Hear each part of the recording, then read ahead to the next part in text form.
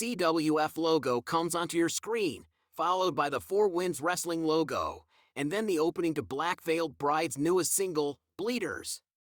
This is followed by the Vanguard logo and shots of the competitors who are going to be on the show tonight.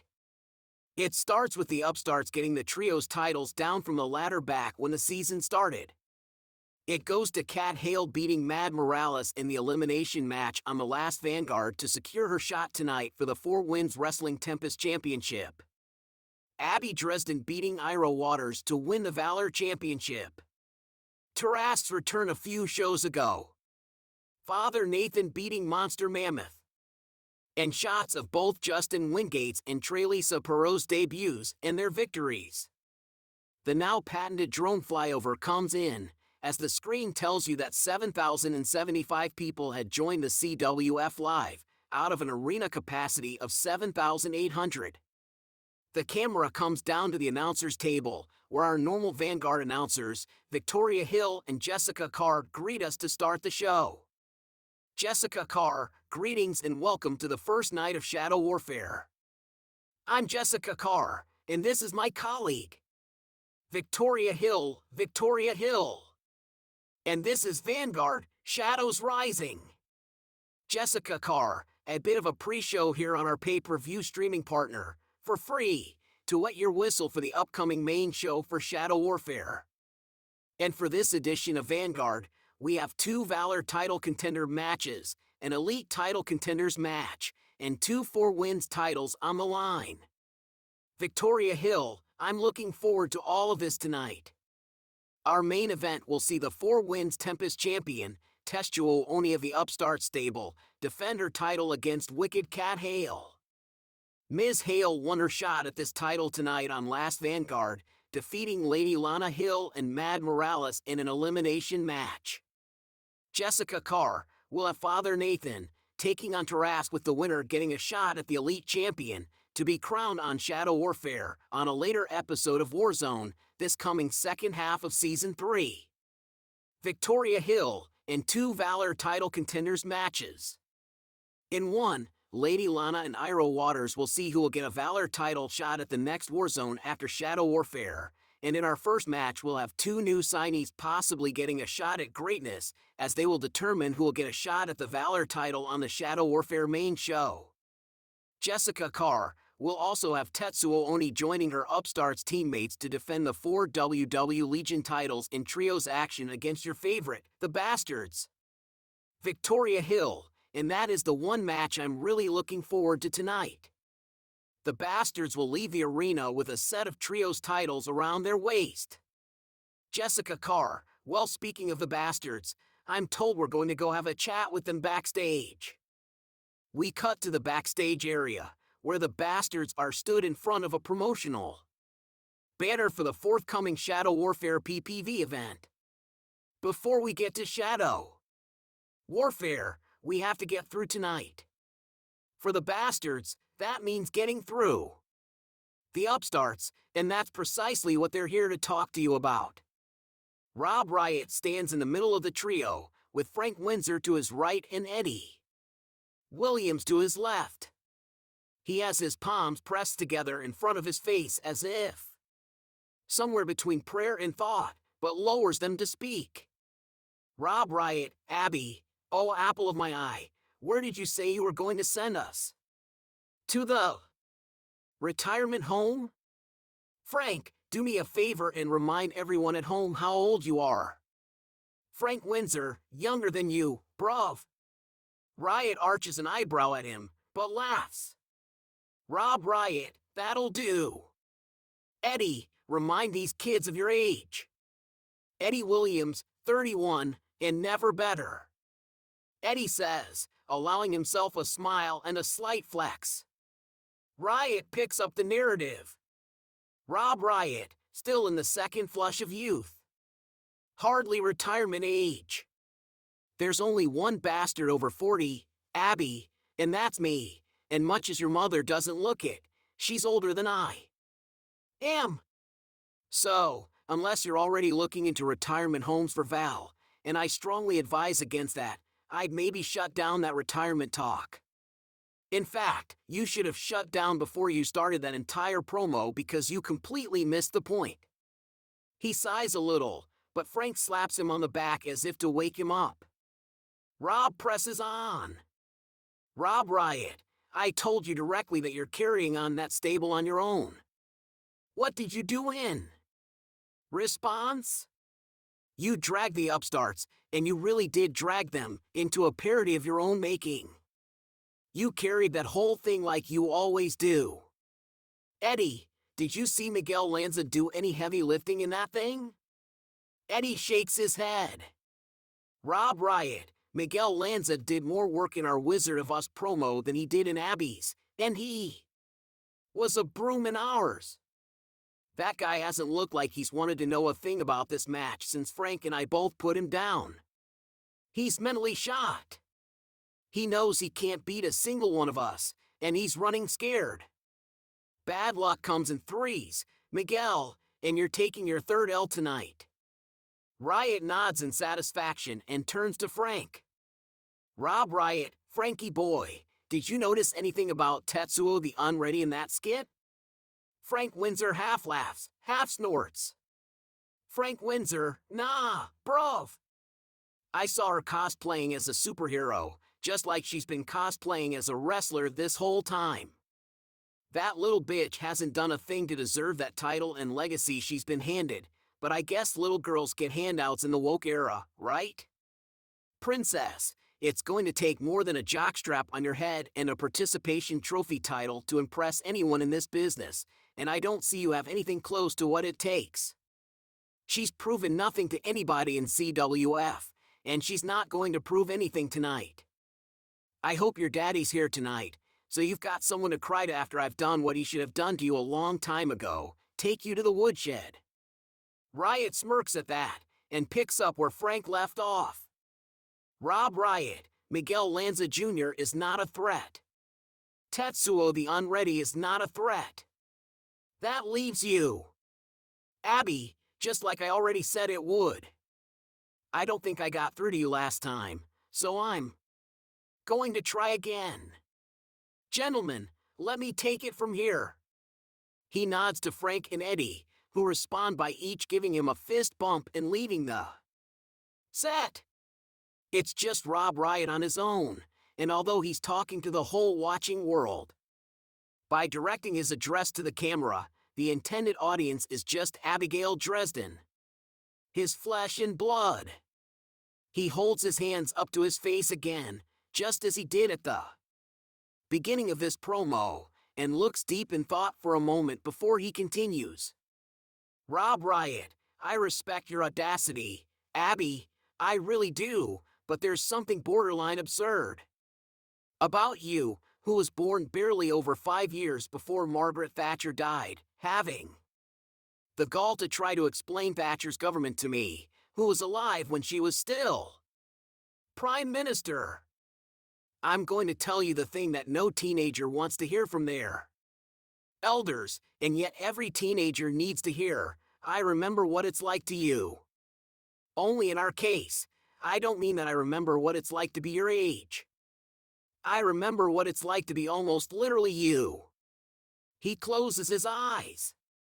In his mind, he's accessing memories that he doesn't usually allow himself to wander through. The distant past is a strange country to Rob Riot, and a painful one in most places. Rob Riot, before I became a pro wrestler, I wasn't a bad footballer, just like you were. Guess where I played, Abby? I was a beanpole. Over 6 feet tall by the time I was 14, but yet to put any weight on to go with it, so what position did they put me in? That's right. I was a goalkeeper. Same as you. But when my body caught up with my height, I found wrestling spoke to me far more than football did, and so I was gone. 3 years later, the same age you are now, I won my first World Heavyweight Championship in No Limit Championship Wrestling. Just a child at heart, and barely heavy enough to qualify for the heavyweight in its name, but I'd made it to the top of the pile. And do you know what that did to me? Rob Riot, it made me think I knew everything. I hated the veterans in that NLCW locker room. All those old men, trying to tell me how the business works. All those bitter old pros who insisted that my way of doing things was wrong. But what did they know? I was the world champion. They were washed-up relics, and they were inferior. I was better than them in every way. I would stand in that locker room with a chip on my shoulder, spit in my eye and piss and vinegar running through my veins, and I told myself that there wasn't a single damn thing that any man or woman in that locker room could tell me about anything. I had nothing to learn from them. I knew better than all of them. But I was wrong, Abby. I was wrong. He shakes his head at his own youthful brashness. Rob Riot, the problem with achieving so much so young is that you think it comes easy, and you think it will keep coming easy. You don't believe that anyone can knock you down until it happens. The moment you get back up from that first knockdown, you think you've learned from the mistake, and it'll never happen again. Until, of course, it does happen the next time. And the next time, and the next time. You might get to be 25 years old and laugh at how naive you used to be, but convince yourself that you know everything now. You'll do the same at 30. Perhaps you'll do the same at 35. If you're lucky, by the time you're 40, you'll finally realize that you're never going to know everything, and that's okay. And I might be gone by then, so I want you to remember that I told you this. That last sentence was more difficult for him than he expected it to be. He takes a second to compose himself. Rob Riot, it's the right and privilege of every child to assume that they know better than their parents and believe that their parents belong to an old, lost world. It's been that way since the dawn of humanity. You, Abby, as great as you are still a child. My child. And so it falls upon me to tell you that the thing that takes that youthful mindset away is pain. It's the greatest tragedy of the human condition that pain is the only way we learn. We get beaten up, and we learn we're not indestructible. We lose friends, we lose family, and we realize that nothing in our little worlds will last forever. Our hearts get broken, our dreams get shattered, and we realize that the world doesn't revolve around us, and our tears won't grant our wishes. We experience pain, prolonged, pronounced pain, and through that pain, we learn and improve. Another deep sigh. Rob Riot, tonight, Abby, I'm going to come to that ring with Frank Windsor and Eddie Williams. And we're going to take those titles away from you, and that's going to cause you pain. And you will learn from it. And for what it's worth. He pauses, looks down, and looks back up. Rob Riot, I'm sorry. The promo ends, and we're ready for the action. Jessica Carr, and now fans, we come to our next match. The #1 contenders match to determine the next challenger for Abigail Dresden's Valor title. And we have a special guest here as special guest commentator. True to her word to watch the match, we have Abigail Dresden. Abigail Dresden, thank you, Jessica. It's a new experience to be on this side of the commentary desk. Jessica Carr, any comments about what you just saw from backstage? Abigail Dresden, I'll answer that after this match. Let's focus on the competitors in the ring right now. Victoria Hill, do you have an opponent you'd rather face tonight? Abigail Dresden, not really. Justin Wingate makes a good argument. He is a veteran, he has an experience edge to be sure. But I hate to tell him, but literally every opponent I've ever fought in my career has been older than me. Jessica Carr and Trelisa? Abigail Dresden, oh, she looks like a great addition to the roster and I respect her for following her dream. I think either one of these two would make for a great Valor title match on the pay-per-view's main show. Marcela Sancho, ladies and gentlemen, The following match is set for one fall, and it is to determine the #1 contender for the Valor title, that title shot to come at the Shadow Warfare pay-per-view. Introducing first, hailing from Detroit, Michigan. He stands 6 feet 1 inch tall and weighs in at 225 pounds. He is the Extreme Classic, Justin Wingate. The lights in the arena begin to flicker shades of blue and black, as one of One by T Grizzly hits the speakers. The camera pans in on the stage, as Justin Wingate steps out wearing his sleeveless, black hoodie attire. He spreads his arms wide, as he embraces the loud reception that he is receiving from the fans in attendance. As the announcer calls out his name, we can see Wingate giving every fan on the other side of the barricade a high five while making his way down the entrance ramp and towards the ring. Wingate slides under the bottom rope, then pops back up to his feet where he looks straight into the camera and points his signature finger gun directly at it. He then blasts his finger gun with a smirk on his face and finally falls back against the side ropes as he waits for the arrival of his opponent. Noticing Abigail at ringside commentary desk, he points at her. "Abigail Dresden, good luck in the match. Looking forward to seeing who I get to face." Jessica Carr, Justin Wingate in the ring now, and he seems confident he can beat you. Your thoughts? Abigail Dresden, I'm certainly not invincible. I've lost matches before. Anything's possible.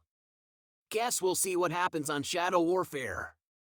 It's hard to make a prediction because I have the Legion title match and I might spend a couple of days between this show and the main show recovering. Victoria Hill, an astute observation. As a fellow Brit, I have a question. Do you know when your Albion title will be defended? Abigail Dresden, oh, I definitely want to. I think right now a big obstacle is qualification. I mean, you need to be a Brit or from a country that is a current member of the Commonwealth. My understanding is that at the moment the people who meet that qualification are me, Rob Riot, Eddie Williams, Frank Windsor, Lady Lana, maybe Nathan. I think his wife is from Northern Ireland and I think he lived there for a bit. And maybe Larry Lansdowne, if he's still active. So you have 5 definite qualifications and 2 maybes. So we need to get more Brits in here. Victoria. Victoria Hill, well, I definitely won't argue with you there. Marcella Sancho, and introducing his opponent. Hailing from Paris, France. She stands 6 feet tall and weighs in at 160 pounds. She is Trelisa Perot. As her music hits the arena, it darkens, and neon colors light the stage and ramp. Trelisa moves onto the stage under a spotlight. Trelisa wears a different elaborate designer jacket each time she takes the stage, as well as a pair of sunglasses. Turn it up! As the first words hit, Trelisa takes hold of her sunglasses and casts them off her face. She walks down the ramp, and a spotlight follows her, lighting her way. She moves with all the grace of a model on a walkway. As she walks, she lifts her arms out, and then points them in the direction she's walking. She's like a queen taking to the stage, and the audience is her domain until she reaches the bottom of the ramp. I can make your hands clap. At that, Trelisa her hand and claps along with the song. The audience joins in, and Trelisa begins a slow walk around to the south side of the ring. Climbing onto the apron, she'll sway her hips in a dancer's manner, and she'll take a moment to blow a kiss to a fan in the front row, bringing her index and middle finger to her lips as she does so. Finally, she slips into the ring, spinning with a dancer's flair, before turning and moving back toward the opposite corner. Once more the song announces it can make the audience's hands clap, and they clap along. Every night when the stars come out. Climbing to the second rope, Trelisa gracefully dips, leaning forward and reaching a hand up as if she were stretching her arms to the heavens, with the only light in the arena coming from the spotlight on her and the phones from the audience, their lit phones making it seem like she is surrounded by stars. At last, she climbs down and gets ready for the match. If she's the second to enter the ring, she'll blow a second kiss, this one aimed at her opponent, Jessica Carr, and here we have the young Parisian, Trelisa Perot. It would seem we also have our second Amazon, Abigail. You and Trelisa. Abigail Dresden, oh I know. I think her and I would be an interesting matchup. But I think Wingate also made a good argument. This is what the Valor title is all about. Giving people a chance to really make their mark. I'm still shocked I'm the only one who's made use of the challenge clause to get into the Valor title picture. Victoria Hill, that is right, the Valor champion must accept any and all challenges thrown their way. It is surprising more fighters don't make use of that. Perhaps you're too intimidating? Abigail Dresden, again, I'm not unbeatable. But I'm close to my 5 defenses, so if that's true, pretty soon there will be an opening and people like Justin Wingate, Trelisa Perot, Iro Waters, Lady Lana, Kat Hale, my teammates Tetsu Onifor and Miguel Lanza Jr. We have a lot of talent to come in and compete. I think the Valor division is looking strong at the moment. Marcela Sancho and the others clear the ring as Erica Costa Alvarez calls for the bell. Ding! Ding! The match starts off as Justin charges Trelisa and tries for a clothesline, but Trelisa ducks under the attempt and runs, rebounding off the ropes and catches Justin Wingate with a running crossbody. Wingate hits the match and Trelisa jumps to her feet, playing to the crowd, blowing a kiss. Meanwhile, Justin Wingate gets to his feet and grabs Trelisa from behind and plants her face first on the mat with a running bulldog. He tries to pull Trelisa to her feet, but she cuts him off with a jawbreaker and hits a number of knife-edge chops that bring woo chants from the crowd. Trelisa tries for a roundhouse, but Justin blocks the kick and kicks Trelisa in the gut before planting her on the mat with a DDT. Jessica Carr, the match gets off to a fast start. Wingate tried to take control with a big clothesline, but Trelisa's quickness helped her out, but her penchant for playing to the crowd seemed to cost her. Abigail Dresden, well, I won't criticize her for that. Sometimes you hit a big move and get caught in the moment, and when she was training me, my mom stressed the importance of getting the crowd to take notice of you. Victoria Hill, the crowd can take notice of you in other ways too. You father and his compatriots certainly do not go unnoticed. Abigail Dresden, they also make claims they can't back up, like how they're the best stable in CWF, yet the upstarts have the belts of that. It's like winning the Carabao Cup in England and claiming that makes you a better team than the winner of the Premier League. Victoria Hill, your team isn't even in the Premier League. Jessica Carr, can we talk soccer later? Abigail and Victoria together, football. Abigail and Victoria look at each other and nod. Back in the ring, Justin Wingate jumps onto the ring and launches into the air, hitting a springboard moonsault which lands on Trelisa.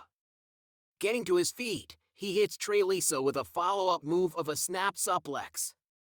Wingate comes to his feet and points at Abigail sitting at the commentary desk and then tries to pull Trelisa to her feet, but she counters and locks in a triangle choke, bringing some of the crowd to its feet as she locks it in and Justin Wingate tries to escape the hold. Jessica Carr, well, it seems Wingate wanted to send you a message, but it might have ended up costing him, as now Trelisa Perot seems to have that triangle choke locked in. Abigail Dresden, all it takes is a moment's distraction and your opponent can get an opening to take advantage. Victoria Hill, I believe we are forgetting the size differential. Wingate might be able to counter this move, if he is experienced enough to have encountered this hold before. Justin Wingate seems to have an idea in the same vein as he powers Trelisa up and slams her on the mat once. Twice. 3 times, finally breaking the hold. Justin Wingate would like to take advantage of the situation but drops to a knees. He tries to catch his breath. Trelisa gets to her feet and charges forward and jumps up, hitting Wingate with a backstabber move, once more getting to her feet and blowing a kiss to the crowd as she plays to the crowd, who respond with cheers. Jessica Carr, and no sooner do we mention the possibility of breaking out of the triangle choke than Justin Wingate finds a way to get out of it. Abigail Dresden, yeah, but the process of breaking the hold in addition to the time spent in the hold really took it out of him, and Trelisa was able to take advantage. Victoria Hill, astute observation once again, but she spends entirely too much time playing to the crowd for my taste. Trelisa follows up the offense by grabbing Justin Wingate by the head and jumping up to the top rope, springboarding off and planting him on the mat with a tornado DDT. The move brings the crowd to its feet as she moves over and makes the cover with Erica Costa Alvarez sliding in to make the count. 1, 2. Justin Wingate kicks out. Jessica Carr, a tornado DDT and a near fall for Trelisa Perot. Abigail Dresden, size differential. I think it's going to take more punishment to keep Justin down. Victoria Hill, this brings up a good point. How exactly is the best way to deal with fighting a bigger opponent? Abigail Dresden, I guess it depends on how much bigger the opponent is. Someone Fowler's size requires different tactics than someone like, say, Justin's size, where he's bigger than me but still has speed and agility too. Generally speaking, I find the best tactic is one that I will not share here in case my opponent happens to be bigger than me. Trelisa comes up to her knees after the kick attempt and gets to her feet. As Justin gets to his feet, she tries a roundhouse kick, but he dodges, ducking under the kick, and comes up into a run and hits Trelisa with a point-blank spear, bringing her to the mat hard. He drags her over to the apron and then hops over the rope, climbing out of the ring and dragging her so that her head is hanging off the edge of the ring apron. Justin looks to the commentary desk as he climbs the stairs and runs along the apron and jumps off, hitting Trelisa with a leg drop. Justin climbs up and into the ring as Trelisa tries to recover and gets back into the ring herself. Jessica Carr, a brutal move by Justin Wingate, hitting that leg drop on the ring apron, that coming soon after a very short run into a spear attempt. Abigail Dresden, Trelisa has some real nice kicks. Hopefully she gets better luck with them. If one or two of them find their mark, she could turn things around. Victoria Hill, but one might also want to consider a change in tactic, young Ms. Dresden. One does not keep going to the well if there is no water to be found within. Justin tries to pull Trelisa up to her feet, but she again cuts him off with a jawbreaker and then spins around, hitting a roundhouse kick to his gut and then kicking up to his head. She tries for a super kick, but Justin Wingate rolls and dodges out of the way and comes to his feet and hits Trelisa with a German suplex. Jessica Carr, well, Trelisa finally hit her kicks, an impressive combo, but she went to the well one too many times, and it seems Justin Wingate has scouted his opponent fairly well. Abigail Dresden, I think the mistake she's making here is trying to go for the knockout. When facing a bigger opponent, strikes are best used to try and wear them down. Victoria Hill, I believe she should less time worrying about playing to the crowd and spend more time trying to win, but that's just me. Justin Wingate looks around the ring and pulls Trelisa up to her feet and leads her over towards the turnbuckle. Trelisa throws a few elbows to the ribs as she tries to break free, but in the end, he hooks in on the hold and runs up the turnbuckle and flips back into the ring, hitting a sliced bread number 2 style move on his opponent. Jessica Carr, he calls that run it up. Victoria Hill, might want to make a note to avoid that, Abigail. Abigail Dresden, it was an impressive move. Justin Wingate wastes no time as he moves and pins his opponent, causing Erica Costa Alvarez to slide in and make the count. 1, 2. THRNO. Jessica Carr, so close, but Trelisa is able to just kick out at the last moment. Abigail Dresden, she's not ready to give up the fight yet. Victoria Hill, Justin Wingate is still obviously in control of this match, though. Justin Wingate looks around and does his own playing to the crowd as he positions Trelisa and then hops up to the top turnbuckle and leaping off, hitting the shooting star press.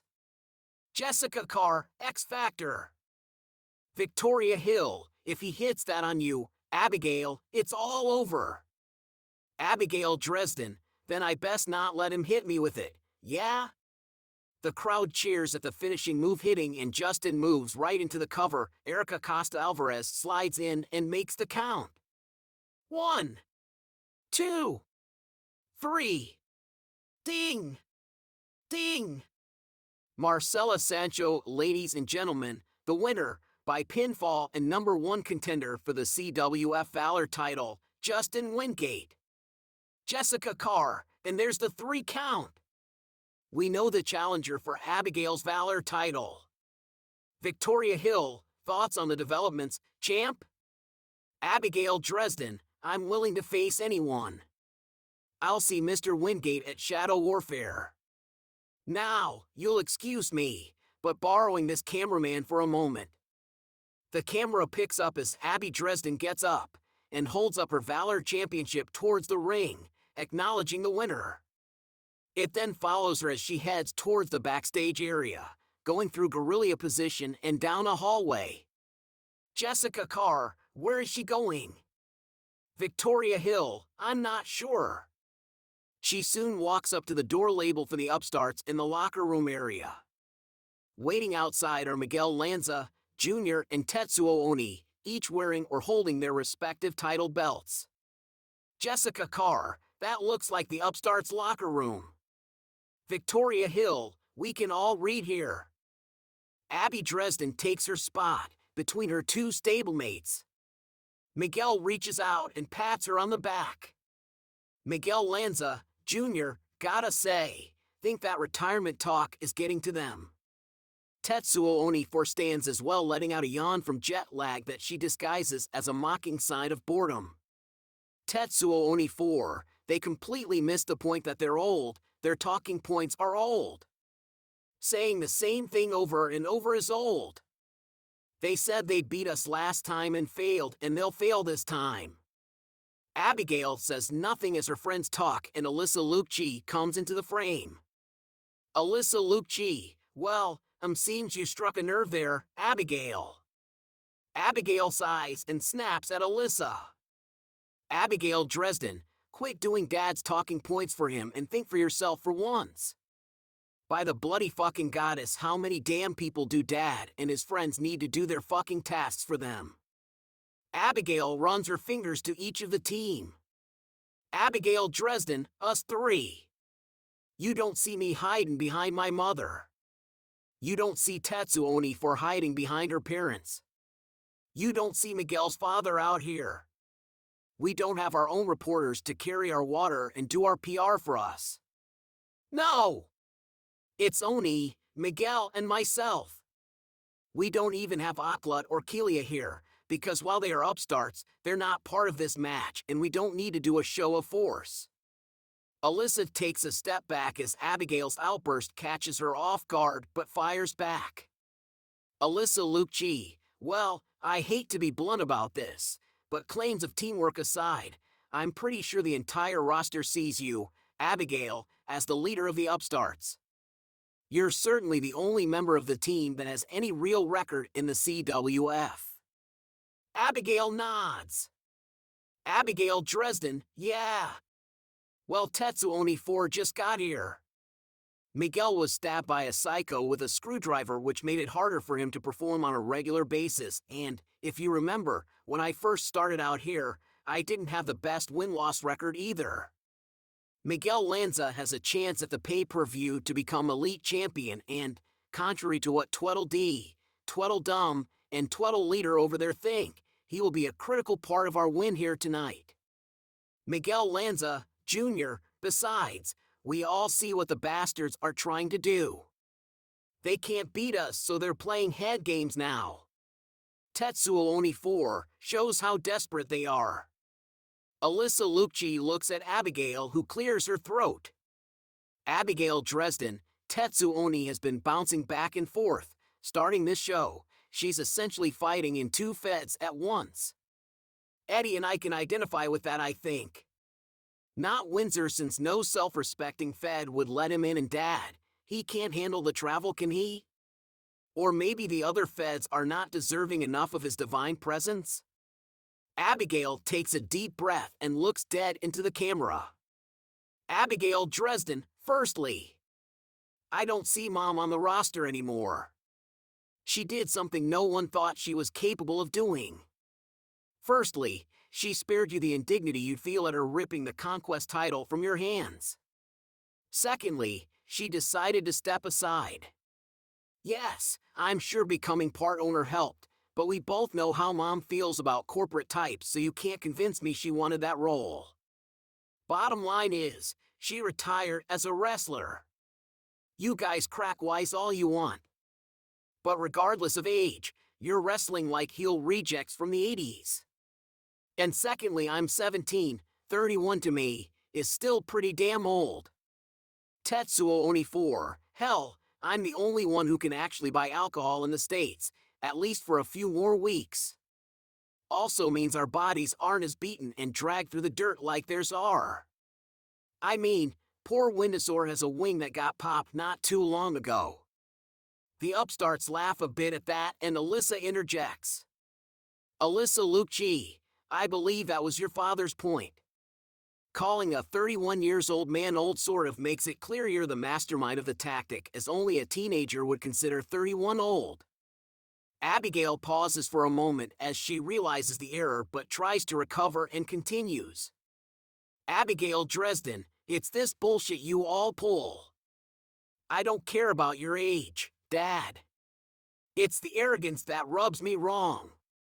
You can't ever admit you made a mistake. You brushed Cronin off. Mom warned you not to do that. But you, Rob FN Riot, knew better, didn't you? Well, you didn't, and he beat you. Instead of shaking your head and saying, good game, I'll get you next time, you ran and hid. You whinged and whinged and whinged about your butt and the fact that Cronin and Greg Salazar used the same tactic you and Windsor intended to use, but they did it better. You couldn't just go back to work, prepare better, and get your title back. You ran and hid. The great Rob Riot. Abigail shakes her head in disgust. Alyssa Lucci chimes in. Alyssa Lucci, well, to be fair, it is possible that either the operation of the button was explained wrong or that it did not work as it was supposed to. Abigail Dresden, and Manchester United has imploded post Sir Alex Ferguson because they're owned by Americans, right? It's not that they were a shite team before Ferguson and are a shite team after him? No! I'm sure it's the Americans. We can always blame Americans, right? My father wants people to believe he's the best wrestler that ever lived. Mom wants people to think the same thing about her. I sometimes wonder how they manage to be close with their massive egos, but still, point is, he refused to show a veteran wrestler, one who even Mom respects, even a modicum of respect. He was made to pay for it. Then he ran and hid and sicked his attack dog Windsor on him. Abigail narrows her eyes. Abigail Dresden, and let's talk about him, shall we, Father? I got my knockdown when your attack dog tried to murder me in that bloody ring. And you did nothing. Not one. Fucking thing. I've seen the tape. Mom had to be held back because she was set on murdering the man right then and there. But nothing from you. Perhaps you gave him a spanking behind the scenes? Struck his nose with a rolled-up newspaper and said, "N.O." in a stern voice? Abigail sighs sadly. Abigail Dresden, be honest, Dad. Was I even worth grabbing him by the collar and saying if he dares even think about doing that again you'll end him? Did I merit even a threat of action? Abigail looks to her friends. Abigail Dresden, Dad did part of this alone. I'd like to answer that part now, please. Her friends nod and head off, leaving Abigail alone with Alyssa. Alyssa walks over to Abigail's locker and notices something. She picks it up and shows it to Abigail. Abigail Dresden, captain's armband. In football, the captain wears that. I was, captain of my youth team on the Swansea ladies team. Alyssa Lucci, Your father seems to have passed his talent on to you. Abigail scoffs and sighs. Abigail Dresden, luckily, he didn't pass on his arrogance.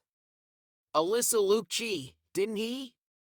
I mean, Thatcher? You had to know that would hurt. Your father lived through that, and was likely hurt by those policies. Abigail Dresden, yeah, well, it needed to be done. They laugh and crack jokes at me for being Welsh, but they all seem to forget they come from areas of the UK famous for being the butt of jokes. Except Eddie. I think his home area is pretty free of that, but Dad? Frank Windsor? Can't tell me they haven't had to endure no end of shit for both being Northerners and Frank being from Yorkshire. Alyssa looks around and moves back up towards where she started the frame. Alyssa Lucci, I have to ask, and yes, even if I wasn't technically helping your father, I'd still ask. Rob Riot claims he smells your handprints over the promo. Given how UK-centric it was, I would have to agree. Is his accusation true, and if so, how can your team claim to be a team and to be a team of equals? Abigail Dresden, I mentioned Tetsu Onifor was bouncing around between her other Fed and CWF. So, coming into an important weekend where both the Bastards and us were going to run a gauntlet of matches few wrestlers indeed have the ability to do, we divided our labor.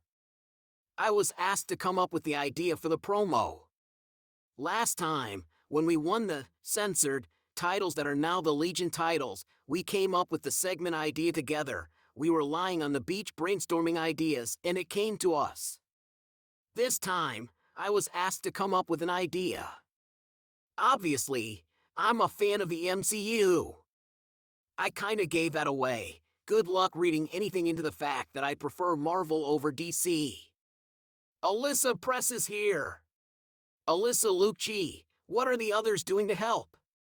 Abigail Dresden, you mean besides stepping into the ring with me and getting ready to fight? They're my friends. We hang out together, have fun together. They came along with me to the combat archery place in Edmonton and endured me geeking out because I'm Welsh, of course I like bows and arrows. They don't make fun of me for being Welsh. They don't whinge about losing matches, and they don't put on airs thinking they're better than others. Oh, and I don't have to worry about them stabbing me in the back if I lose a match. Alyssa hesitates here, but continues. Alyssa Lucci, I'm told that's a rare thing in this business. I hope you're right. What about what your father said? I've never seen him reluctant to take the field of battle. Abigail sighs and her head hangs a bit. Abigail Dresden, I could make another comment about him vis-a-vis Windsor, but I won't beat a dead horse. If you're asking if I believe him? Yeah, I do. I believe he's reluctant. Maybe it's because he believes his team is going to win tonight. Maybe he's afraid his own team will let him down again. Windsor has been struggling as of late, after all. I don't know, and I will not be like my biological parents and assume that I do. Yes, I believe he's reluctant. For my side, I don't relish the idea of fighting my father. Maybe I'm too fresh from football, but disrespect really gets under my skin. The Bastards haven't seemed to learn that yet. We will teach them again. Alyssa Lucci, let me tell you what I see. I think the Bastards and Upstarts are more alike than either team wants to admit. Both teams claim to be a team of equals, but Rob Riot is clearly the leader of the Bastards. He tends to rein in their more self-destructive efforts and tendencies, handle strategy, and tends to focus them on the task at hand. Alyssa shrugs. Alyssa Lucci, I could say the same thing about the Upstarts. As I said, I would bet money that most of the fans and roster see you as the leader. Yes, you're young and inexperienced, but in terms of the CWF, you are the most experienced of the trio. You have the most CWF titles of the trio. Now, I also believe you and your father have a point in that one can be the strategist of the group and not be a dictator. I believe you and your father are the leaders of your groups and that the reason you two are so successful is because you listen to your teammates. Abigail Dresden, that might be the only thing we have in common. Elisa grins and shakes her head. Alyssa Lucci, is it? Both teams feel disrespected. Both teams have talent and work well as a unit. Your rivals criticize you for being, well, upstarts. A bunch of kids demanding things they haven't earned yet. Meanwhile, you criticize the bastards for being the other end of the spectrum. Being greedy, not respecting other veteran talent. Demanding to hoard all the glory and titles and willing to share nothing. Abigail Dresden, tell me I'm wrong. Also, I call them all cowards. Repeatedly. Like right now. Rob Riot, my father, is a coward. He will never admit any opponent is worthy of being in the ring with him. Abigail looks at the camera. Abigail Dresden, I can't stand the man, so I kinda hope this happens, but I know he's your friend, so. Tell me, Dad. If Cronin delivers on his threat to leave Frank Windsor lying in a pool of blood, will you feel anything? Will you regret that you sent him in to take your place? Will you be relieved that Cronin destroyed your friend and not you? What kind of friend sends their mate to be sacrificed? Abigail shakes her head. Abigail Dresden, I forget. You're the bastards. You never lose. Never mind, that's all Frank's been doing recently. Alyssa Lucci, still, your father says he will regret taking the titles from you tonight. How about you? Will you regret keeping those titles from him? You mentioned Tetsuo for making trips back and forth. What if she's jet-lagged? What if she and Miguel put their singles matches ahead of the team match? What about your Valor title? Abigail waves her hands. Abigail Dresden, whoa! You're throwing a lot at me. First, we're not the bastards. We don't beat up and kick people out for making a mistake. Running with your framing, if Tetsuo 4 is jet-lagged and gets pinned to cost us the match. Hey, it happens. We'll get another shot at the titles. And we'll do better that time. We understand there's always tomorrow. Dad forgets we came in to teach him and the bastards a lesson. They just assumed these belts were theirs for the taking. We taught them that they have to take other teams seriously. Alyssa Lucci, not sure they got that memo. My sense is they're taking the upstarts more seriously, but not other teams. Abigail rolls her eyes. Abigail Dresden, also. We have a plan for this match. A plan that takes into account we and the bastards all have other matches to worry about in addition to this one. Alyssa senses her moment here and leans in. Alyssa Lucci, and who came up with the plan? Was this plan a joint creation? Or are the upstarts following your game plan? I think it's becoming more obvious you and your father have more in common than you might think. Abigail Dresden, no. Comment. To answer the last part. No, I don't enjoy having to fight my father. The bastards were just my match assignment for the week. An interesting measuring stick to gauge my progress. Fighting fellow Brits was helping me to learn the style.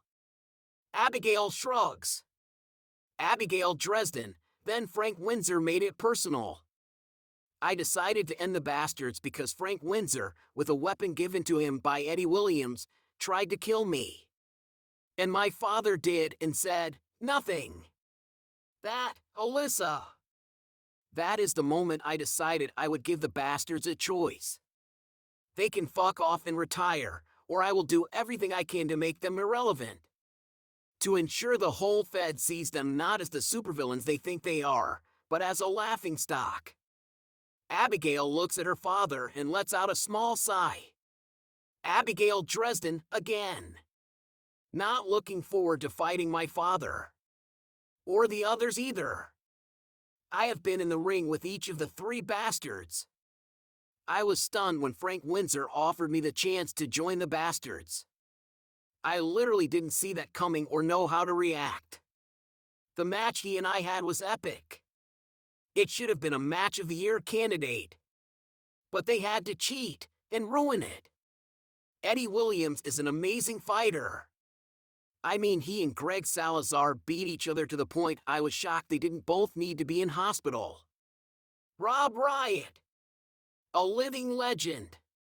A man far, far too talented to have to hide and avoid fighting quality opponents.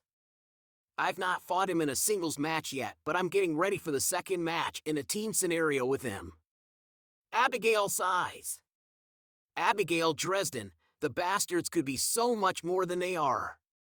A bunch of greedy old men too concerned with their own legacies to see the bigger picture and to even make an effort to do anything about it. I'm sorry, Dad. But you want these belts? Come and take him. If you can. The camera cuts back to the announcers. Jessica Carr, strong words from Abby Dresden as well as the rest of the upstarts. Victoria Hill, did you notice how they just copied the bastards? All three started and then the two lackeys left, leaving the leader to talk to their daughter or father? No originality. Jessica Carr, come on. Victoria Hill, the bastards did it better, they did it first, and they'll do it better tonight. Mark my words. Jessica Carr, well time to see if that's the case as we get to our first title match tonight, for the 4 Wins Wrestling Legion titles. The upstarts and the bastards.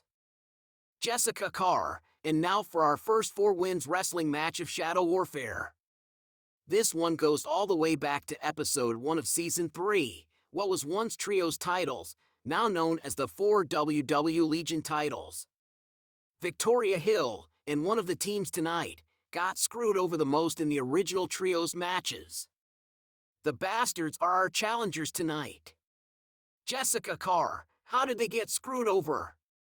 Victoria Hill, they got put into an elimination match against 2 teams, and then the last match, the eliminated team was turned into lumberjacks. Jessica Carr, they attacked Bad Company, and it was decided that both teams would then go to the finals to face the bastards. They kinda made the bed they had to lay in. Victoria Hill, and got screwed out of the titles because of it. It wasn't fair. Jessica Carr, I can't believe you just said that. But tonight, it's the upstarts defending against the bastards in a regular 6-man tag team matchup. Marcela Sancho, the following matchup is the first 4 Wins Wrestling match for Shadow Warfare. This match will be for the 4 WW Legion Championships. Introducing first, the challengers. The electronic opening to Manson's Take It Easy, Chicken pipes into the arena, shortly followed by the scream of the opening guitar riff. It's bastards time. Red, white, and blue lights pick out the entranceway as the crowd stands up, waiting to catch a glimpse of the Englishmen. Some of them cheer, some of them boo, but all of them react. Marcela Sancho, this trio all hail from England. They come in at a combined weight of 685 pounds. They are the 4 Wins Wrestling Maelstrom champion Eddie Williams, the Sultan of Schlong style Frank Windsor, and the 4 Wins Wrestling champion, the Riot star Rob Riot. The curtains part as a battered old Ford Cortina messily careers its way through the curtains, coming to an awkward stop at the top of the ramp. After a moment the bastards step out of the back, taking a second to mug for the crowd. Satisfied that everybody's got the photo they wanted, they nod to each other and then charge the ring, sliding in through the bottom rope. Jessica Carr, well at least they all look like they're ready for tonight. But all 3 of these men are either defending a title or going after another title later on in our events here. Victoria Hill, that's correct, Eddie Williams will be going for the Elite title to add to that Maelstrom Championship. Frank Windsor is the soon-to-be CWF Conquest Champion, and Rob Riot will be defending that 4 Wins Wrestling Championship. Jessica Carr, But they could very well leave tonight also the 4 WW Legion champions. They just have to get by the team that won them back at the start of Season 3. Marcela Sancho and the defending Legion champions. They come in at a combined weight of 645 lbs, from Puerto Rico. The Dreadnought Miguel Lanza, Jr. From the prefecture of Okinawa, she is the 4 Winds Wrestling Tempest champion. Tetsuo Oni. And the 4 Winds Wrestling Albion champion and CWF Valor champion. Abigail Dresden. They are the upstarts.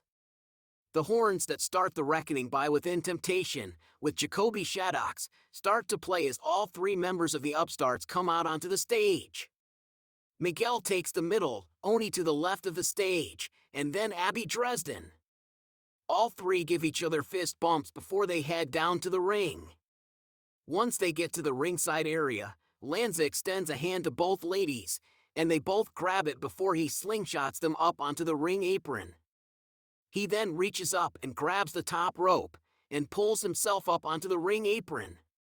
Oni climbs up onto the corner turnbuckle, and holds her Legion Championship up into the air, while Abby takes the other corner and does the same. Miguel, who's too big to wear his around his waist, just holds his up as well.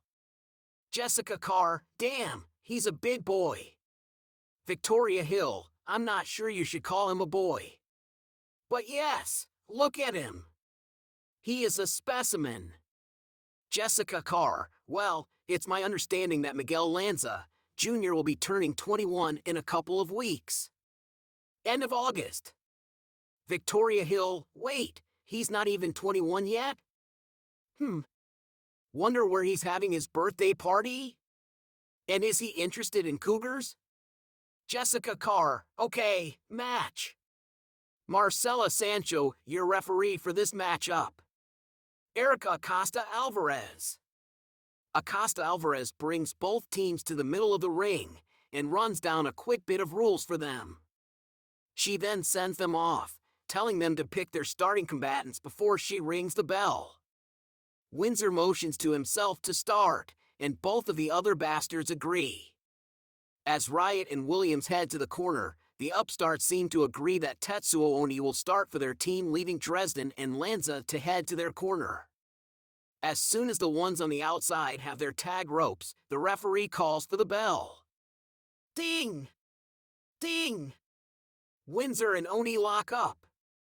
Windsor is quick to pull her into a side headlock. He wrenches down on it twice, and then whips Oni to the ropes. He goes for a running lariat, but she drops into a baseball slide, going under it. She stops herself at the ropes with a foot, then scrambles up to charge at Windsor. Windsor tries to catch her in a rear waist lock, then attempts a release German suplex, but the young acrobatic wrestler lands on her feet. Jessica Carr, the current Tetsuo Oni, is fast, agile, and acrobatic. Not sure Frank Windsor is ready for someone like that. He's been preparing for Cronin Reinhardt and the Conquest Championship match in a Hell in a Cell. Victoria Hill, come on, he's the next Conquest champion. He's ready for any challenger in the ring. Tetsuo Oni drops low and delivers a dropkick to the back of Windsor's knee. She spins on the landing and pops up to then hit the ropes, coming off with a huge knee that hits Windsor in the back of his head. Jessica Carr, that looked like it rang Frank Windsor's bell pretty good. Tetsuo Oni turns and goes to her corner, tagging in Miguel Lanza. Lanza comes in as Windsor is back up to his feet. He grabs Windsor and damn near throws him on the whip to the upstart's corner. Both Oni and Dresden grab him by an arm, each to hold him in place while Lanza hits the ropes, away from any of the other bastards. Jessica Carr, this is going to hurt. And Lanza finishes with a huge spear into the corner to the held-fast Frank Windsor. Both Oni and Dresden let Windsor go, and Dresden actually gives him a shove up out of the corner.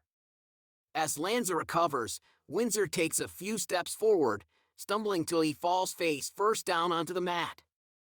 Dresden quickly tags Lanza to his back and slips into the ring to get into the action. Victoria Hill, Have to say, the upstart's keeping fresh, tagging in and out, which you need to really do if you can in a match like this. Dresden pulls Windsor up to his feet, and then hooks him for a double underhook.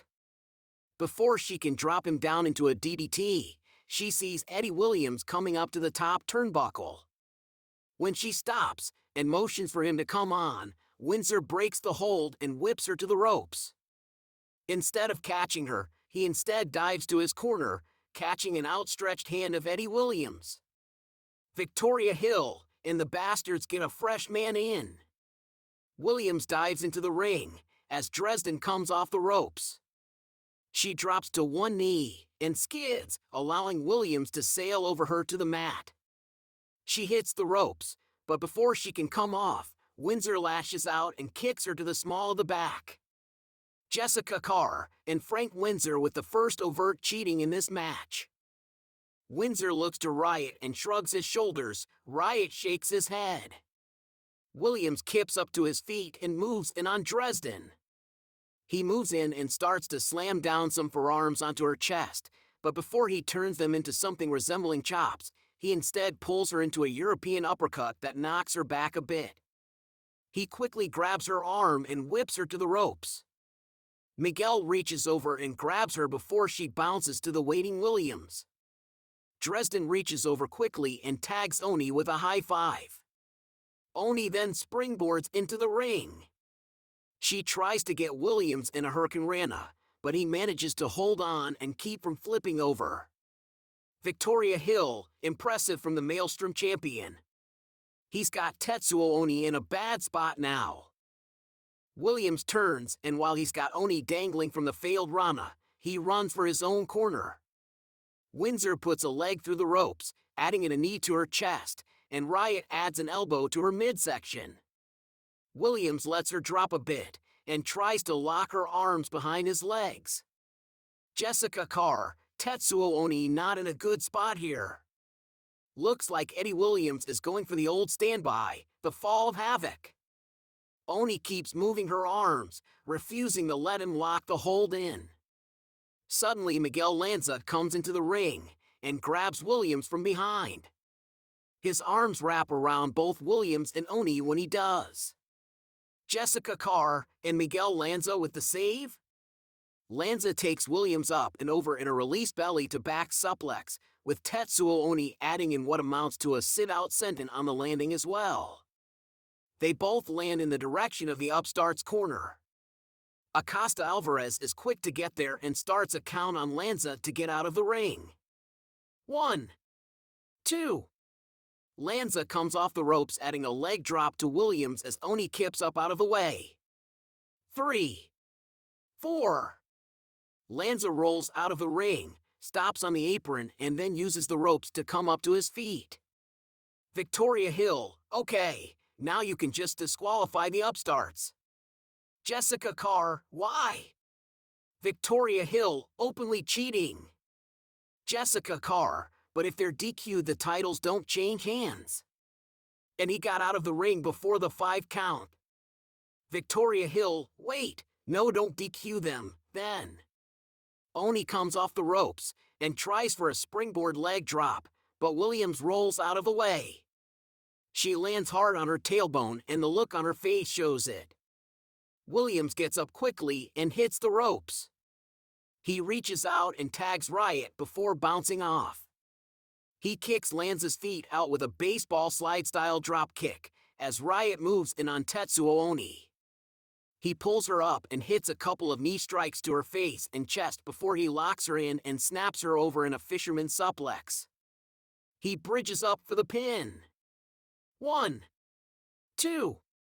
Oni gets her leg free and adds a bridge of her own to the move, breaking the pin up. Jessica Carr, interesting way to get out of the pin. Oni wraps her arms around Riot and drops back down, turning it into a form of neckbreaker. She then rolls backwards, but not into a mount. She continues to come up to her feet, backs up, tags in Dresden, and then comes off the ropes. Riot scrambles out of the way and back up to his feet. Before the referee can start another count, Oni rolls out of the ring. Dresden looks ready to tangle with her father, and they both lock up. Victoria Hill, I have to admit, this kind of breaks my heart to see. Jessica Carr, what do you mean? Victoria Hill, well, father and daughter wrestling. Jessica Carr, they had a tag team match back before Urban Warfare. Abby and Jaeger against Salinas and Riot. Victoria Hill, and the little brat still hasn't learned. Riot transitions out of a lockup into a side headlock. He brings a foot back to kick her in the stomach. Dresden tries to pull out, but Riot holds on, only moving a couple of steps back. He then looks to be going for a headlock driver, but Lanza reaches out and grabs Dresden's extended hand. Riot continues down, but only drops to one knee, as Dresden pops out of a hold. Victoria Hill, okay, give it to them on that one. Interesting counter on that one, too. Dresden takes the moment to recalculate. She turns and builds up some speed, hitting the ropes. She comes off and goes for a super kick, as Riot is standing, but he avoids it, and turns it into a shoulder check that sends her stumbling into the ropes off to their side. He then turns around and nonchalantly walks over to his corner and tags in Eddie Williams. Williams comes in full steam ahead, which Dresden turns into a float around, to a waistlock, to a German suplex. She tries for a bridge into a pinfall and Acosta Alvarez slides into place. 1, 2. Frank Windsor rushes into the ring and hits Dresden in her side with a soccer, air football style kick, breaking up the pin. Victoria Hill, that's how you do football, Dresden. Jessica Carr, that's not exactly nice. Tetsuo Oni comes into the ring and hits Windsor with a very high-angle super kick, where her arm actually rests on the mat when she does it. Jessica Carr, and now we have 4 of them in the ring. Victoria Hill, now someone needs to use this to their advantage. Tetsuo Oni runs back towards her corner, while Miguel Lanza reaches down. She steps onto his hands, and he lifts her into a very high-angle moonsault that takes Windsor down to his back. She rolls off as Lanza comes into the ring. But before he can reach Windsor, Riot is there with a flying forearm that stops the bigger man cold. Acosta Alvarez yells out to all of them to get out of the ring and starts a count. 1. Tetsuo Oni grabs the top rope and slingshots to the apron. 2. Riot rolls Windsor out to the apron. 3. Riot turns around to a huge spear by Lanza.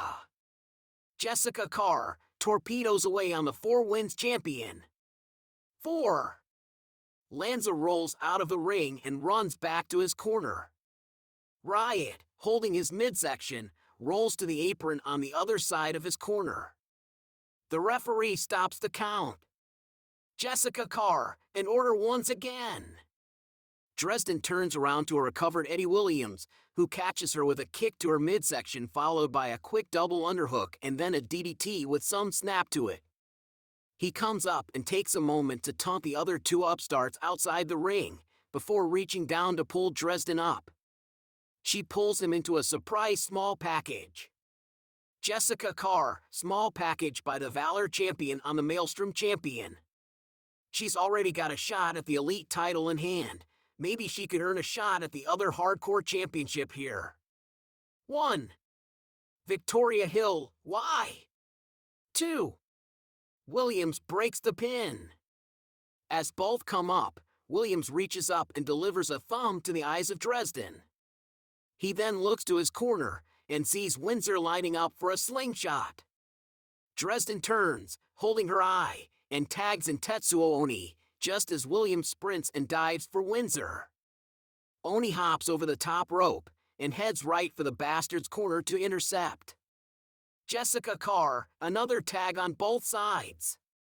Frank Windsor launches himself in with his Yorkshire Love version of a buckshot lariat. He almost hits Tetsuo Oni, but she stops and Matrix dodges it, bending over backwards into a bridge. Jessica Carr, nobody home. Windsor turns around to see where Oni went, when the move didn't connect, and he sees her bent over backwards. She starts to move towards him, like some backwards goblin, and he shakes his head no, and heads over, reaching out with his hand to tag someone else in. Riot tags in, and climbs into the ring. Tetsuo Oni returns to a standing position, snapping upright. Riot and Oni lock up. This time, when he gets the upper hand, he whips her right into her own corner, and then points to Lanza, and then down to his own feet. Victoria Hill, now that's a real man. Lanza points to himself, and Riot nods. Tetsuo Oni shrugs, and then high-fives Miguel Lanza, and starts to climb out of the ring. Lanza goes to enter by climbing over the top rope, but Riot is quick to sprint over and yank the rope up hard. Jessica Carr, now that's uncalled for. Victoria Hill, referee not calling that one. That's what you get for doing the big man entrance. As Lanza reels in the pain of that move, Riot pulls him off the ropes, and right into a knee strike to the side rib cage. He delivers a couple more, before transitioning to a rain of elbows down onto his shoulders and back of his neck. After almost a minute of that, he brings his foot up, and drops back with an eat defeat that actually pops Lanza up before he falls to his back. Victoria Hill, doesn't matter how big a man Miguel Lanza is, he's now on his back. Which would be fine by me. Jessica Carr, do you hate the upstarts or want to try to date Mr. Lanza? Victoria Hill, I'm open to aggressive negotiations. Riot moves in for a pin, but he stops when Tetsuo Oni launches herself off the top rope in a slingshot. He braces for the possible impact, but Windsor rushes in and turns Tetsuo Oni's attempt into a powerbomb. Jessica Carr, bastards got the offense and defense here. Williams climbs into the ring and heads for the upstart's corner. He catches Abby Dresden as she comes in, with a clothesline in the corner. Riot sees Lanza starting to get up, and he grabs him by the hair, brings him up to his feet, and then whips him into what would be the bastard's corner, hard enough to cause the ring to shake with the weight of the big man's impact. Hale stands there, waiting for a moment. She's not yet changed into her ring gear, wearing jeans and a tank top, and is already pacing back and forth in the ring. She pauses to raise the mic to her lips for a moment, but nothing comes out. She rolls her eyes and paces further. Finally, she stops and looks out towards the audience. Kat Hale, at the risk of sounding a bit like a rerun. A year ago, I dropped my manager over a difference of opinion.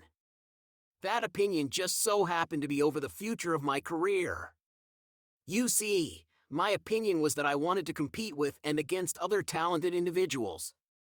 I had dreams of eventually raising gold myself, that I had the drive and skill to work my way up any ladder that was put in front of me.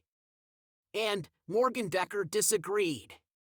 He saw a future for me as enhancement talent and gimmick matches, where I could always look strong, and felt I should know my place and let him advocate to my strengths. Kat pulls the mic away from her mouth, frowning, and looking around to the crowd. Giving a moment for her story to settle before lifting the mic back up again. Kat Hale, well, I bet on myself and Morgan Decker didn't take that decision very well. We didn't just part ways. If you follow Dirt Sheets, or hell just listen to Tommy Onions from time to time, you'll hear all sorts of things about me. He didn't stop with online rumors either. He called promoters. That man has spent the whole time since I dropped him doing all he can to drag my name all through the mud. He's done all he could to make sure any career I might have in this business would be under his thumb, or not at all. So it must have stung when the CWF was willing to give me a contract and start proving not just to myself, but to everyone else that my strengths are competing, and more often than not, competing and winning. So it must sting after convincing himself that I needed him more than he needed me, that I've capitalized on every opportunity that is put in front of me. That the attraction I bring to table is going to be gold after tonight is over. All while he continues to call into any radio show that will have him and undermine every success I have. I don't know if Tetsuo Oni has some kind of working relationship with him, whether you're a client or you're just hoping having him around is going to take my focus from you to him. But I can promise. Cat is cut off as music plays on the stage. Bad Things by Jace Everett plays. Morgan walks onto stage, wearing a wide grin, looking just as smug now as he did when he walked out following Cat's victory at Vanguard. Meanwhile, if looks could kill, Cat could have murdered him. Morgan Decker, now let me be the first to say it, because we both know you don't have any friends who'd have beat me to the punch. I'm proud of you, he says, tapping his chest as he pauses to look over the crowd. Morgan Decker, honestly, I am. As the man who spotted your talent in the first place, as the man who trained you, as the man who advocated for you, made you all of your money, and invested years of my life into you.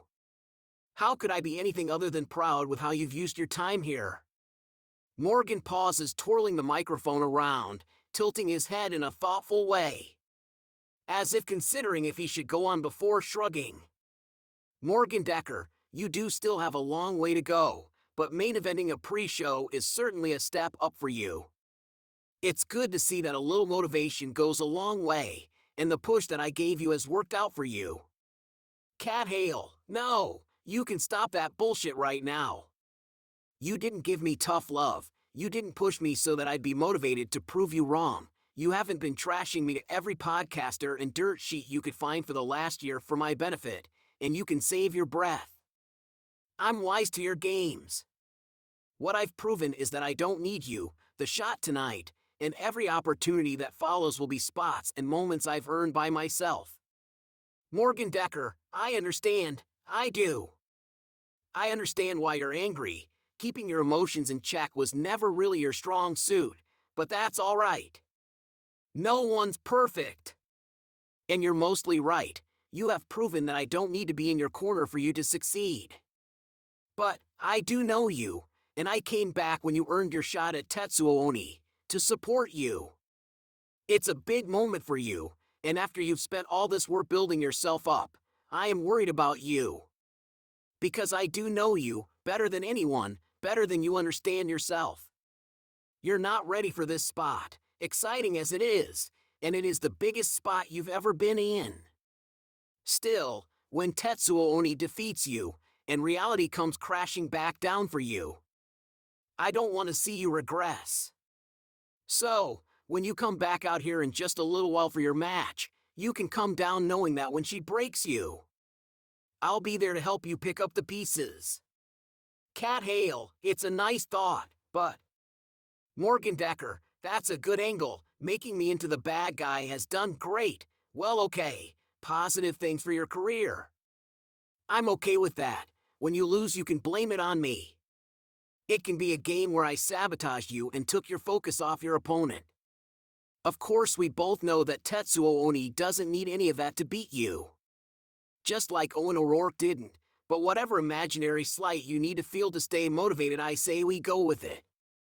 Just remember, Catriel, whatever happens tonight. Morgan would pause and chuckle as if the idea there was any question as to what was going to happen. Morgan Decker, I am still proud of you. He wouldn't stay on stage any longer. Twirling the microphone again, Morgan would turn his back to Cat and the crowd and disappear backstage, leaving Cat alone. After a bit, Hale climbs out of the ring and heads to the back. Jessica Carr, well, those two. Victoria Hill should get a room. Jessica Carr, you. Decker looks like a major weirdo creepo. Victoria Hill and Hale should give the man who discovered her some respect. He gave her a big first shot. Is he not owed anything? Jessica Carr, a slap to the face? Victoria Hill, okay, let's move on to the next match then. What's next? Jessica Carr, you have the call sheet right there.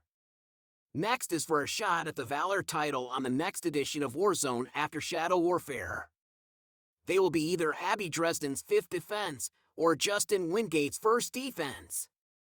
Victoria Hill, well, Iro Waters could be that 5th defense then, if Abby has it still. And he's the one she won it off of. Marcela Sancho, the following contest is scheduled for one fall. The winner of this match will go on to the next war zone to face the Valor champion. Featuring first the challenger, hailing from London, England, Lady Lana Hill. Shoot to Thrilled by AC/DC begins playing as Lady Lana Hill walks out further back to stand on the entrance stage with her female bodyguards on either side of her. The fans cheer, but then they cheer even more when they see the new addition.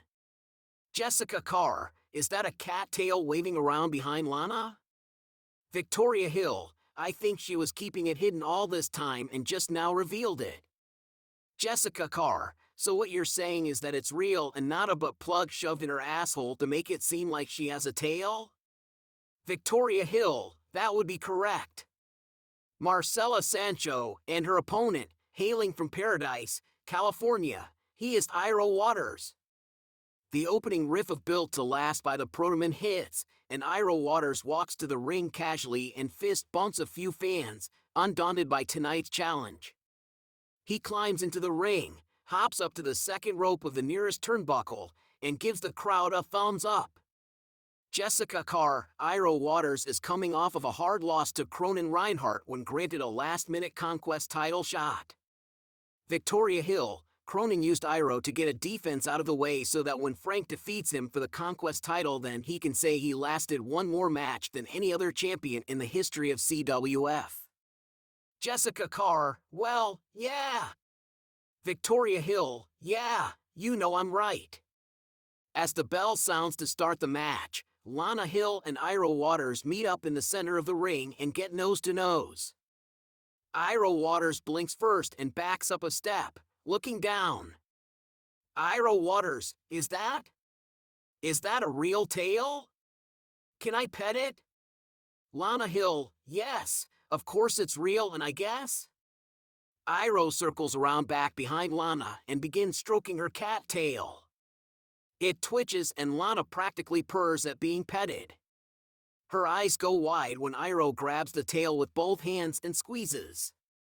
Iro Waters, I mean, this is just a butt plug? Let me pull it out. Iro gives it a hard pull, but the tail doesn't come out. Lana lets out a scream of pain and tries to turn around, but Iro is already in motion and gets Lana in a schoolboy cradle pin. The referee gets into position to count the pinfall. 1, 2. Lana kicks out. Jessica Carr, Lana almost lost this match in the opening seconds. Victoria Hill, she shouldn't have let Iro pet her tail. Iro gets right back to his feet where he is quickly joined by an irate Lana, who begins to nail him with European uppercuts before whipping him into the ropes and takes him down on the rebound with a drop-toe hold. She stands up and kicks Iro as he tries to get up. Lana Hill, you want to see my tail up close and personal like? I aim to please. As Iro Waters gets up to his knees, Lana Hill wraps her tail around his neck and begins to choke him out with it. Iro's eyes nearly bulge from his head as his air supply is cut off. He tries to pry the tail off of his neck, but cannot do so. The referee gets into the picture and begins to count Lana out. 1, 2, 3, 4. Lana breaks the choke hold. She stands back as Iro recovers his air and stands up. That's when Lana super kicks him right in the mouth to send him back down to the mat. She goes to the ropes, bouncing off, and heading at the rising Iro Waters with a full head of steam as she goes for her finisher, the V-trigger. Iro rolls to the side and out of the way of the hard knee strike. He gets up to his feet and hits a lightning-quick elbow strike to the temple as Lana turns around, knocking her down. Jessica Carr, the action high-paced so far with Lana getting the best of Iro for the most part. Victoria Hill, yeah, but Iro turned it around. Things can change in an instant. Iro Waters goes to the ropes and comes back as Lana gets to her feet, going for the Calamity Trigger. Lana is on the ball though and catches Iro instead, taking him over and power slamming him to the mat.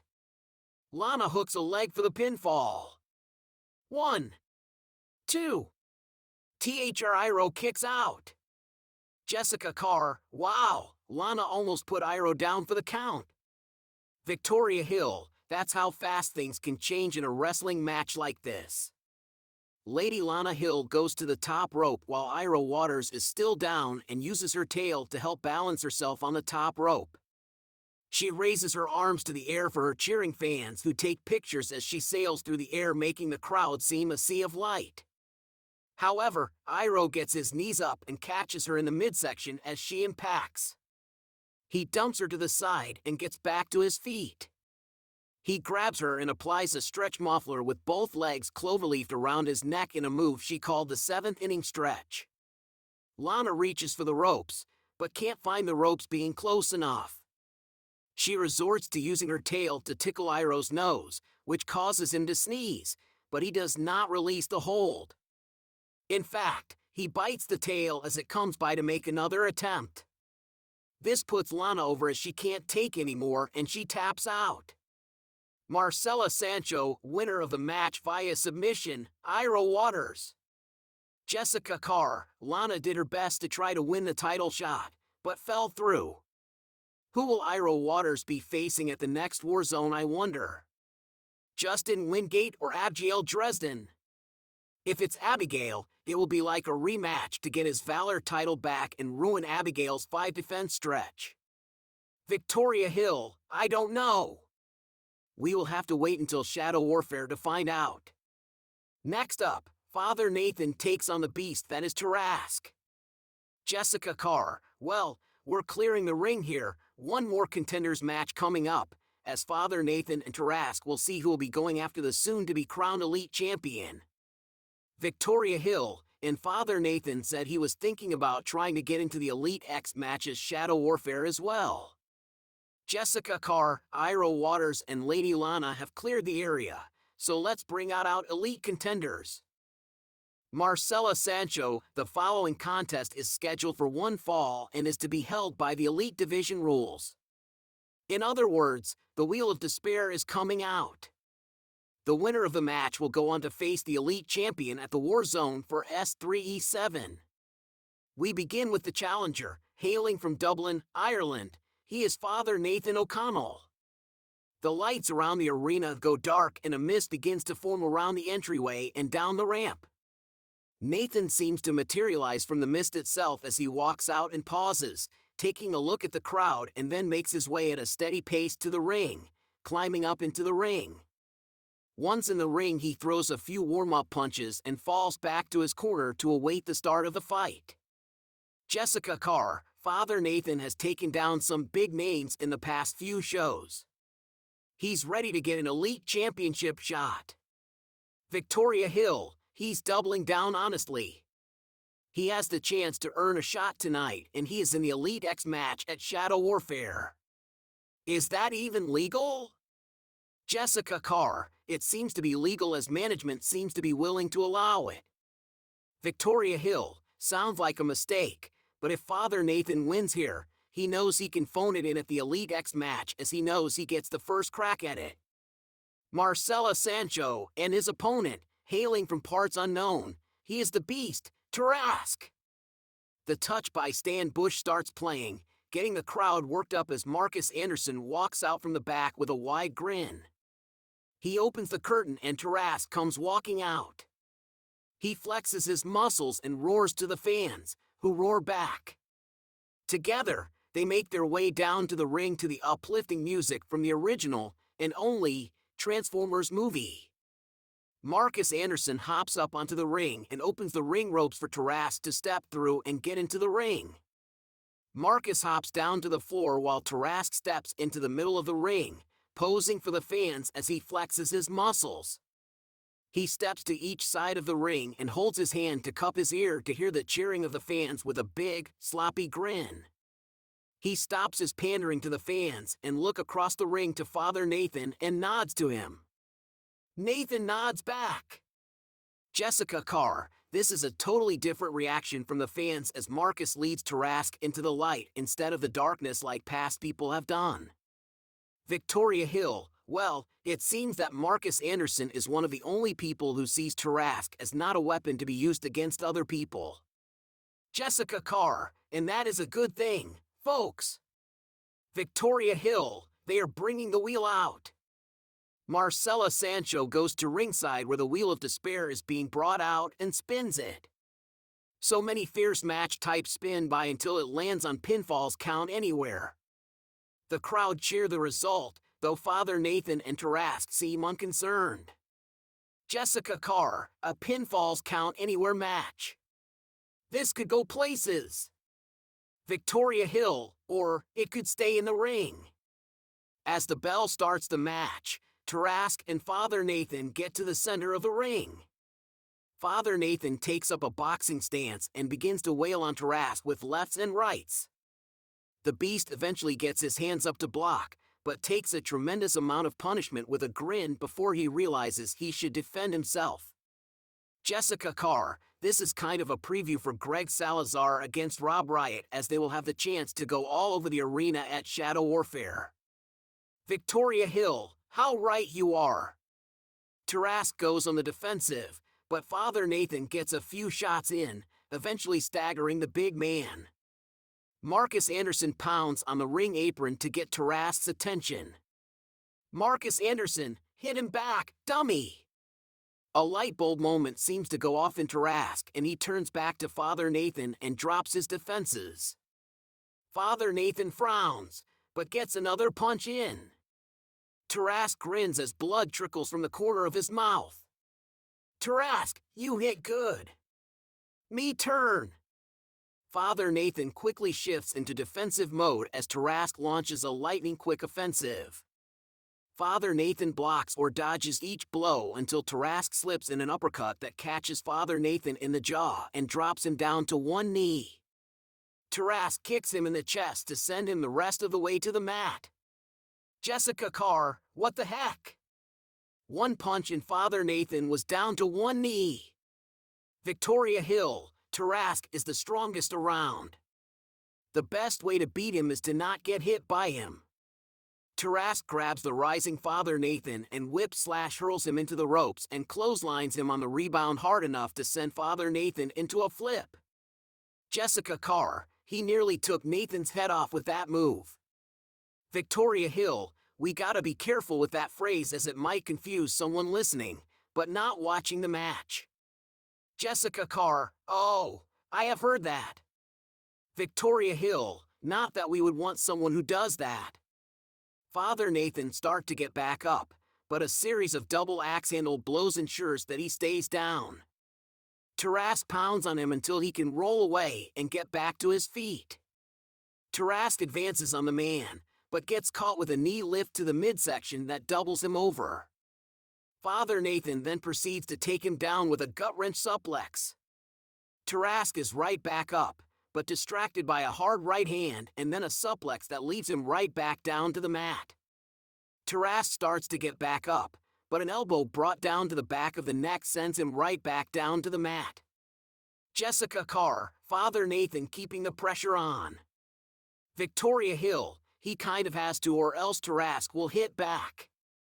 Father Nathan watches as Tarask gets right back up to his feet and hits him with an exploder suplex. He gets right back to his feet and watches Tarask get up again, readying a fist for the heart punch.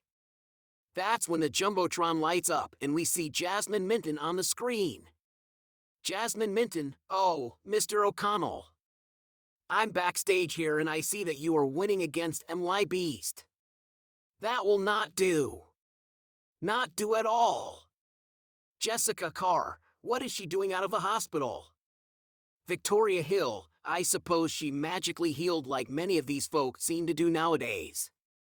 Father Nathan's attention is on the screen and you would think that Tarask would use this chance to attack, but he does not. His attention is also on the screen. Jasmine Minton, oh, how I would hate to see you lose another wife and child. Whatever would the loss do to you? Why don't you let the Beast win the match and come find me back here, before I murder Tara and Fiona? Father Nathan looks to Tarask, who nods and closes his eyes for a moment. When he opens them again, he seems certain. Tarask, she in meeting room 5B. Go! Father Nathan slides under the ropes and begins heading to the back. Marcus motions to Tarask. Marcus Anderson, let's help him. Tarask and Marcus Anderson take off running down the aisle toward the back after Father Nathan.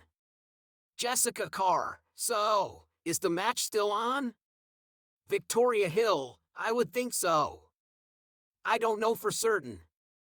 The camera follows Father Nathan as he runs down the hallways in the back and finds himself in front of meeting room 5B. A few fans on their way to the restroom or the stands get out of his way. He kicks the door in and storms into the room. However, lightning strikes Father Nathan in the chest and sends him flying out of the meeting room and into the wall across the corridor. Tarask and Marcus Anderson catch up, Marcus kneeling down by Father Nathan to check on him. Marcus Anderson, you all right? Father Nathan, yeah. Tarask barges into the meeting room, only to receive the same fate. Father Nathan rolls out of the way as Tarask smashes into the wall where he was. Jasmine Minton walks out of the meeting room with a bold grin as electricity plays between her fingers. Jasmine Minton, you were supposed to throw the match to Isaac, little fool. Father Nathan, where are they? Jasmine Minton, safe. For now. Marcus Anderson charges at Jasmine, but a charged palm strike to the face sends him to the floor where he twitches. Jasmine Minton, oh Marcus. This is the final time that you will get in my way. Jessica Carr, this is insane. What is she doing? Victoria Hill, working with an overpowered taser? Jessica Carr, then, where's it? Victoria Hill, I don't know. Jasmine holds her hand over Marcus' head and laughs. Jasmine Minton, goodbye, Marcus. Before she can say anything, Tarask grabs her by the arm to move her aim away from Marcus to himself. Tarask convulses as power flows through him and he collapses to the floor. Jasmine chuckles as Tarask falls and turns her attention back to Marcus. Jasmine Minton, what a loyal dog. I guess I will finish him as well. There's a whistle and Jasmine turns around to see where it came from. She sees Father Nathan standing in front of her. Father Nathan, that will be enough from you. He strikes her with a solid heart punch, causing her eyes to bulge nearly from her head before she drops to her knees and falls onto her face. Nathan! Dad! Father Nathan turns around to see Tara and Fiona are running down the hallway. They grab and hug Father Nathan. Fiona O'Connell, Jasmine lied. We weren't in any danger. Father Nathan, I'm glad you're safe. Marcus Anderson goes to stand and Father Nathan helps him up. Father Nathan, are you all right?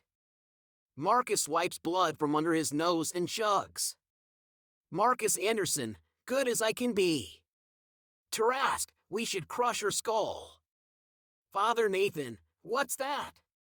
Tarask stands up and nudges the unconscious Jasmine with his foot. Tarask, she no give up until dead.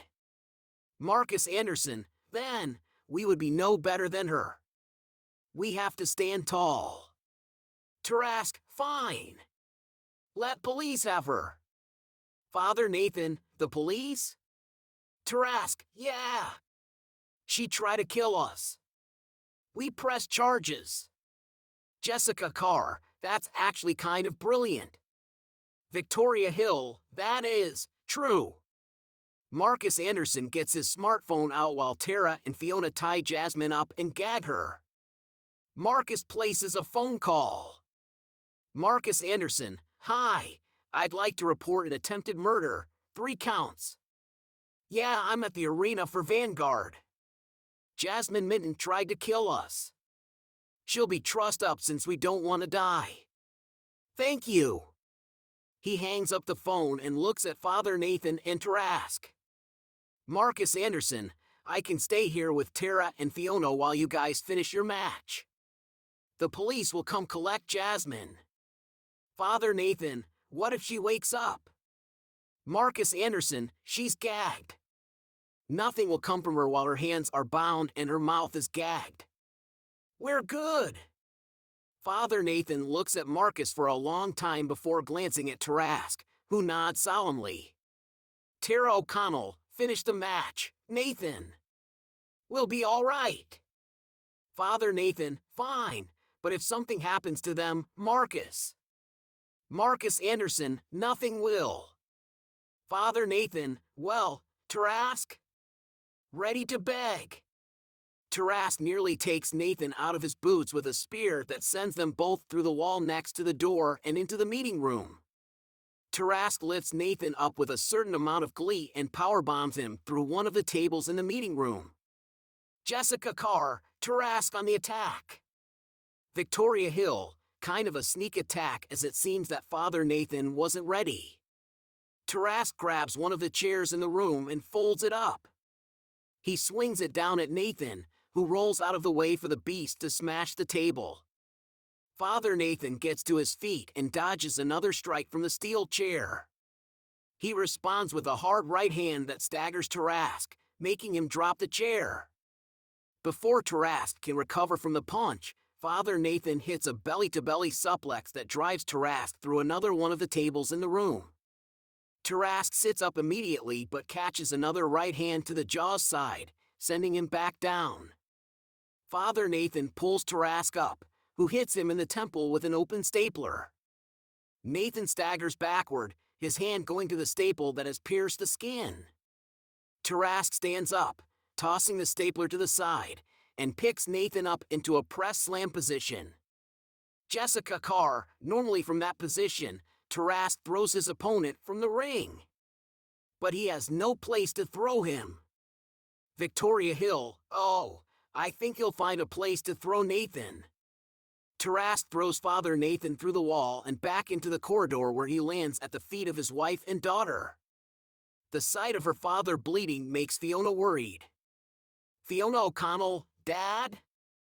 Are you all right? Father Nathan is slow to get up, but smiles at his daughter. Father Nathan, I'm fine. You? Jasmine Minton starts to stir, but Marcus Anderson kicks her in the side of the head to knock her back out. Marcus Anderson, we're fine here. Tarask bursts through the remains of the wall, but stops before attacking Father Nathan. He nods to Fiona and Tara. He looks at Nathan. Tarask, bystanders close. Not one hurt family. We go down hall. Father Nathan, smartest thing you've said all day. The two head down the hallway where they stop in front of a merchandise table. Father Nathan takes a swing at Tarask for another hard right hand, but this time Tarask catches the fist with a sloppy grin. Tarask, me catch on. Father Nathan, surprise. Nathan uses his left hand to throw a shirt into Tarask's face to cover it up. Tarask releases Nathan's hand and backs up a step to take the shirt from his face when Nathan strikes him with a hard right hand. Tarask drops down to one knee, but rises again just as quickly to hit Nathan with an action figure of Father Nathan over and over. Tarask, why you hitting yourself? Father Nathan doesn't respond to being smashed with a doll in a box of himself. Instead, he hip tosses Tarask through one of the merchandise tables, following with a quick knee drop to the chest. Jessica Carr, that merchandiser is sure mad. Victoria Hill, he'll be compensated, I'm sure. Father Nathan pulls Tarask up and whips him across the corridor where Tarask wipes out a food cart, spilling food everywhere. Tarask sits up and grabs a bunless hot dog off of the floor and takes a large bite from it. He chuckles as the seller curses him out. Tarask gets up, but catches a left fist to the body and another right hand to the side of the head that staggers him. He responds by grabbing Nathan by the shoulders and hitting a knee lift before DDTing Nathan's head through the glass side of a popcorn popper on the floor. Tarask rolls away back to his feet and watches as Nathan slowly extracts himself from the popper, bleeding from several cuts on the face. Tarask grabs him in a vicious bear hug and shakes him side to side. The referee, Troy Reynolds, has finally caught up with the pair and checks to see if Father Nathan will submit, but he refuses. When Nathan doesn't give up, Tarask hurls him at the wall. Nathan manages to land his feet against the wall, squats down, and pushes himself away from the wall to lunge at Tarask, striking him with a solid heart punch. Tarask is leveled and Father Nathan goes for the pinfall. Troy gets into position to make the count. 1, 2, 3. Marcela Sancho, winner of the match via pinfall, Father Nathan O'Connell. Jessica Carr, that was a heck of a win. Now Father Nathan has earned an Elite title match in case he loses the Elite X match. Victoria Hill, what a way to double dip. Jessica Carr, and with them already out of the ring, guess what, ladies and gentlemen? Victoria Hill, what?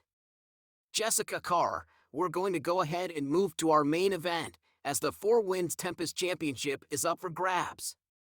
Tetsuo Oni will defend against Wicked Cat Hale. Victoria Hill, and for those who don't know, the Tempest Championship is locked to CWF Vanguard right now as the only competing federation in 4 Winds Wrestling at this time. The championship has a weight limit of 200 pounds. So this is a light or junior heavyweight title. Jessica Carr, let's go to the ring. Marcela Sancho, the following contest is scheduled for one fall and is the main event of the evening. It is for the 4 Winds Wrestling Tempest Championship. Featuring first the challenger, hailing from Grand Junction, Colorado, Wicked Cat Hale. The lights begin flashing green, blue, and red as the initial jingle of the entrance song starts. Cat delays hitting the stage for those initial 7 seconds.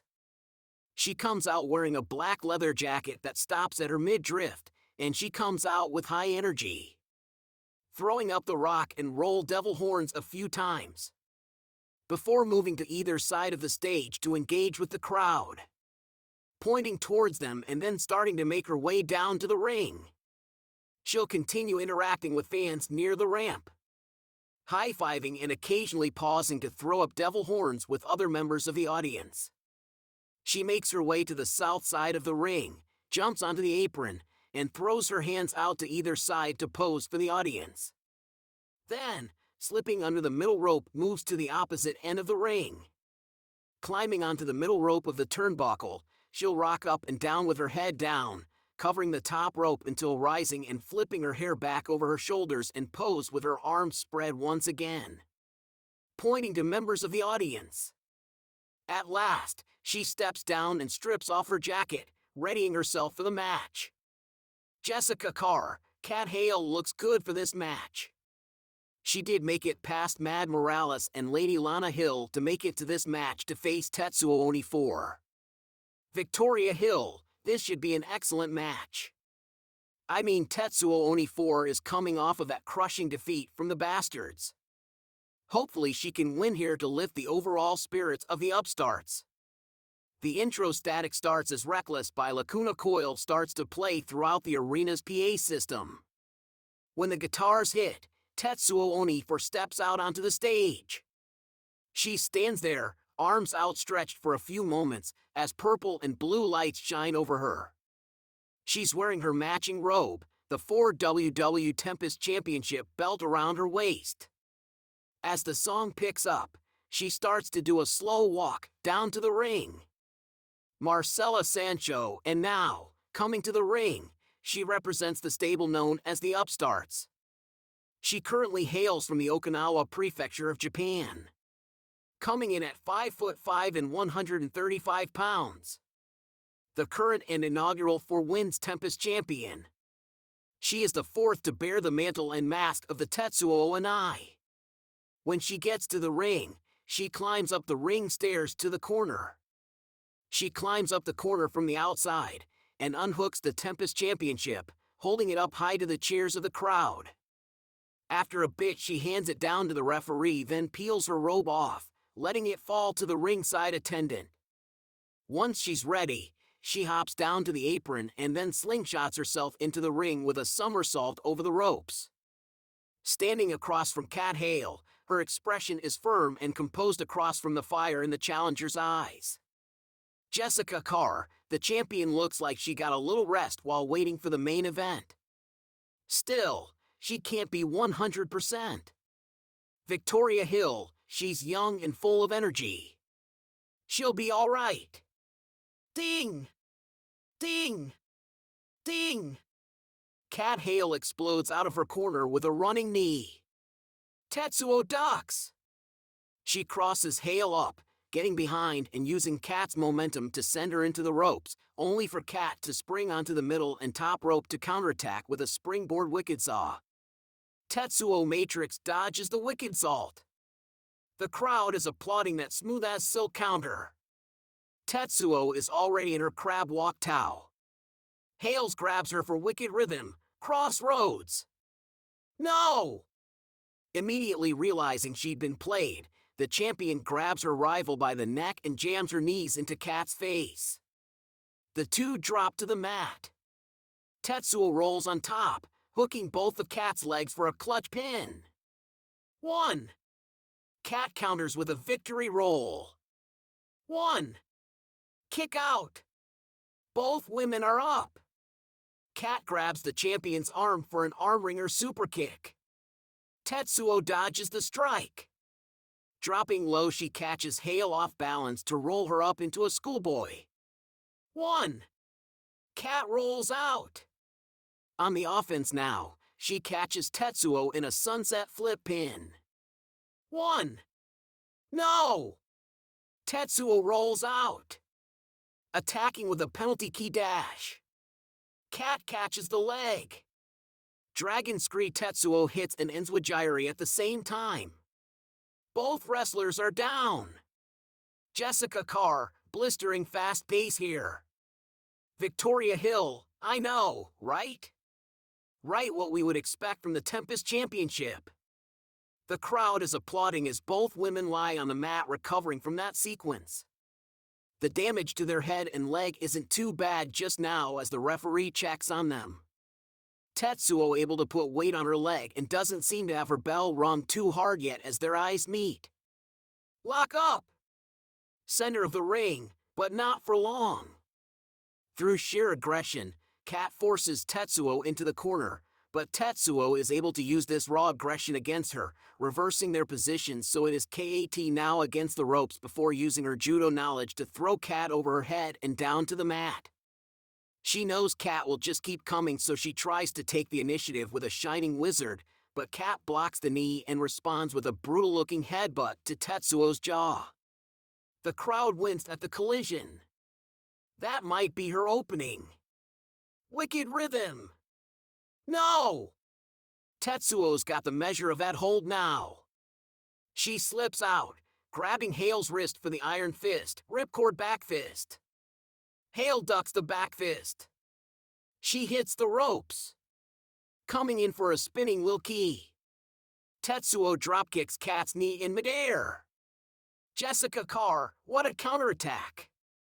Victoria Hill, I don't know if that's luck or skill we're looking at. The impact is like a car crash and Kat Hale's body goes tumbling and bouncing across the mat. When she lands, she comes up howling and clutching her leg. It's not just pain that is etched on her face. It's frustration and, as much as she hates to admit it, fear. Because she got caught. She got too ahead of herself, too aggressive. And now she has a wounded leg in a match against a leg submission specialist. The camera pans over to Tetsuo, and the look in her eyes tells the audience that the champion knows this too. Kat tries to pout her, to roll out the ring and maybe buy herself enough time to recover. The champion is having none of it. Corkscrew triangle moonsault to the outside. Holy shit! Holy shit! Holy shit! A move as dazzlingly impactful as it was well-timed, Kat is given no time to heal as Tetsuo's body crashes into her like a meteor, sending both women tumbling across the outside mats. For a second, their unmoving bodies give evidence of the carnage this match is creating. Jessica Carr, the champion, on a roll here, showing the crowd what a champion looks like. Victoria Hill, things could change in a heartbeat though, especially in this match. Naturally though, Tetsuo took far less damage from the impact and is the first one up, grabbing Kat in a back suplex lift to try and drop her injured knee on the ringside barricade, but Kat still has fight in her and grabs Tetsuo in a side headlock even as she's being lifted up, raining down knuckle arrows on the champion, knocking the champion literally off balance, causing her to fall with hail on top of her in a mount. The challenger won't stop raining down wicked, wild punches on the champion, but what the challenger has in heart, the champion has in technique. Mount is reversed, Tetsuo grabs the leg, looking for the iron lock, stretch muffler. Boot to the jaw from Hale's good leg. Another kick to the face. A third one finally dislodges her. Tetsuo is rocked, but she's recovering already while Kat's leg is still screaming at her. She dives back in the ring, trying to see if she can put weight on the wounded limb. Tetsuo with a chop block to the wounded leg. Kat cries out in both shock and pain, but it's clear the technician has her target, and as Tetsuo grabs Hale's leg, it's clear she feels a receipt is in order. A reverse Dragon Screw brings another involuntary cry from Kat's lips, but she bites her hand to stop the pain from overwhelming her. She knows this is just the beginning. She doesn't know how much more her leg will be able to stand. She has to crawl. Has to drag herself to the bottom rope. Has to get some kind of separation from her opponent. Not on her life. Tetsuo pulls her back away from the ropes. Waist lock applied. Oniplex, cross-legged German. She bridges. 1, 2. Kat kicks out. Jessica Carr, the champion, keeps on the pressure. How much longer until Kat cracks? Victoria Hill, I wouldn't say too much longer. The champion maintains her composure, her expression like cold iron, ironic, given her heritage. This is still going according to plan. She'd made sure the challenger would have to use her injured leg to kick out, increasing the damage to it even further. Now to finish her off. Iron low dash. Hale counters with a Hurricane Rana. Cover. 1, 2. THR Tetsuo kicks out. That was too close for comfort though. The champion had gotten cocky, gotten too focused on the plan. Kat is far from done as the fire in her eyes makes clear. Tetsuo with a knee. Kat drops to the mat and the knee misses. Leg sweep by Kat Hale. Cover. 1. Tetsuo kicks out. That's fine. That wasn't really what Hale wanted. This is Bound by Blood, modified leg trap crossface. Can she get it locked in? Her technique is good. Exceptional even. Tetsuo's is better. And with her leg already weakened, giving Tetsuo a structural weakness to exploit in the hold, what happens next is academic. Bound for Blood is reversed into the iron lock. Jessica Carr, Kat is fighting back, but Tetsuo is just too good. Victoria Hill, yeah, the champion taking it to her in this match. Now Kat needs that rope break. This is no longer a potential danger. She has about 5 seconds to grab the rope before Tetsuo sinks in the body scissors and she loses this match. It's a desperate scramble across the canvas. A hand outstretched to its limit to barely grab the bottom rope in time. The iron lock is released, cleanly. The referee doesn't even have to ask. Tetsuo is a professional. That doesn't mean she's going to be nice, however. A dropkick to Kat's knee as she's trying to get to her feet. The challenger has to use the ropes to stop herself dropping completely, but Tetsuo isn't done, grabbing Kat's knee. She gets pulled throat first into the top rope. The crowd gasps at that. Kat didn't come to play nice either. Rolling out of the ring, she pulls Kat by her ankle, dragging her under the bottom rope and out the ring with her. Then she lines up her shot.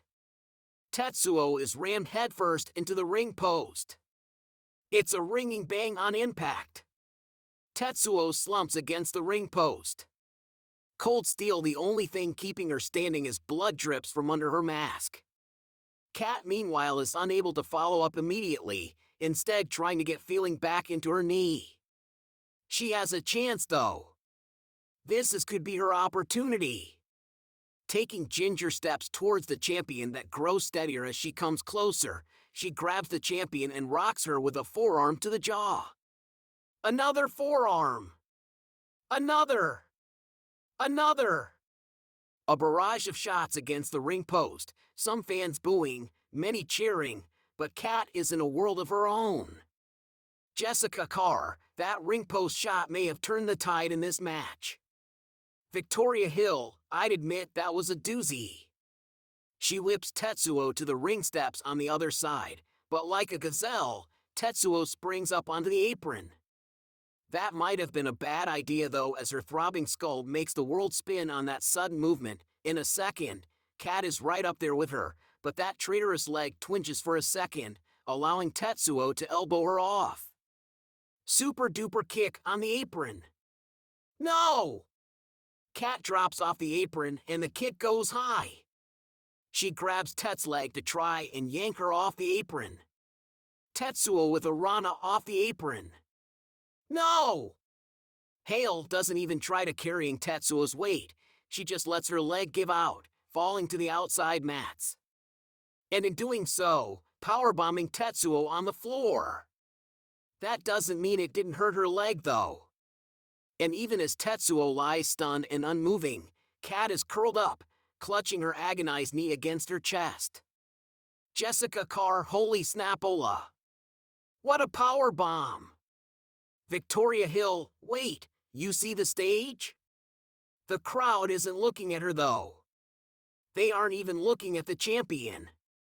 Instead, their eyes have been drawn to the stage, as Kat Hale's worst nightmare was walking down the aisle. He had dressed up for the occasion, of course. All neat and presentable to watch his former protégé struggle. To watch her fail. Back to the action, Hale has tossed Tetsuo back into the ring. She hasn't seen Decker yet. Instead, her focus is squarely on the champion stalking her, looking for the victory.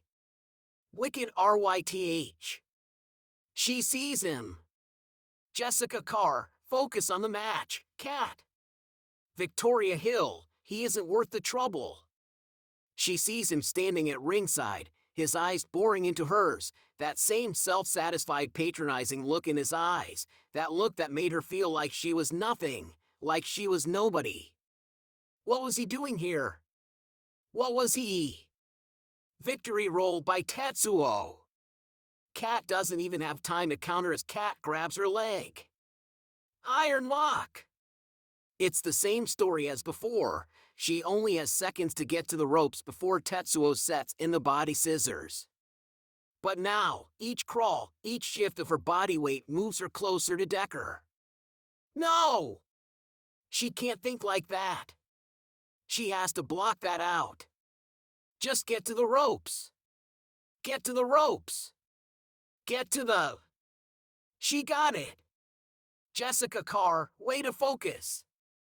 Victoria Hill, the ref has to see the ropes before the hold can be broke. She feels her hand grasping the ropes, the referee just has to turn around. She cries out in pain, her hand involuntarily releasing the bottom rope as Morgan steps back, dropping the now bloody pen before the referee sees what happened. But although the referee doesn't know what Morgan just did, Tetsuo does. Low-angle super-duper kick through the ropes hits Morgan on the button. Get the F***K away from my ring. Tetsuo roars at the unconscious Morgan to heavy applause. The applause turns to sudden boos as the opportunistic Kat Hale rolls Tetsuo up in a schoolboy pin. 1, 2, 3. Wait! No! A millisecond before the referee's hand hits the mat for 3, Kat Hale breaks her own pin. The crowd is in shock now, so is Tetsuo. Kat had it. She had it right there. Jessica Carr, Kat could have won the championship. What is she doing? Victoria Hill, fair play. She would not have won from fair play, and she knows it. She got Tetsuo after the champion dealt with Morgan. Jessica Carr, I mean it makes sense and all, but still. Victoria Hill, well, yeah. I would have took the win too. But no one, not a one, is more shocked by her own actions than Kat Hale herself. The conflict is visible across her face. Why did she do it? That was it. That was her chance. And yet, deep down, she knows exactly why. It might have been just a distraction. But she was never going to say she owed any part of her victory to that filth on the outside mat. Whatever happened now, it came down to her. And Tetsuo.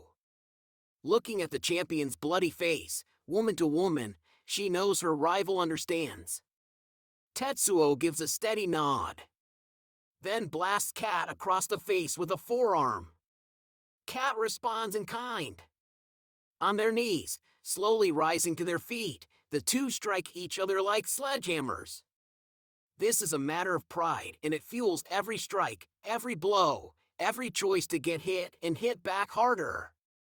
But in a contest of strikes, the better technician often wins. Spinning back kick doubles Kat over. A rising knee whips her head up.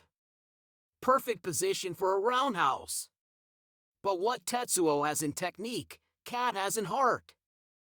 The roundhouse is ducked as Kat launches herself at Tetsuo, bringing her down with a single leg and lighting her up with furious punches, striking at her like a madwoman. Tetsuo rolls on top like before, but this time Kat rolls it right back, hammering down as Tetsuo tries to cover up. She tries to counter with a triangle choke, but Kat reverses it into a rolling jackknife bridge. 1, 2. Bad leg gives out. Both are up, but Tetsuo a hair quicker on the trigger. Roundhouse. Kat drops low to avoid.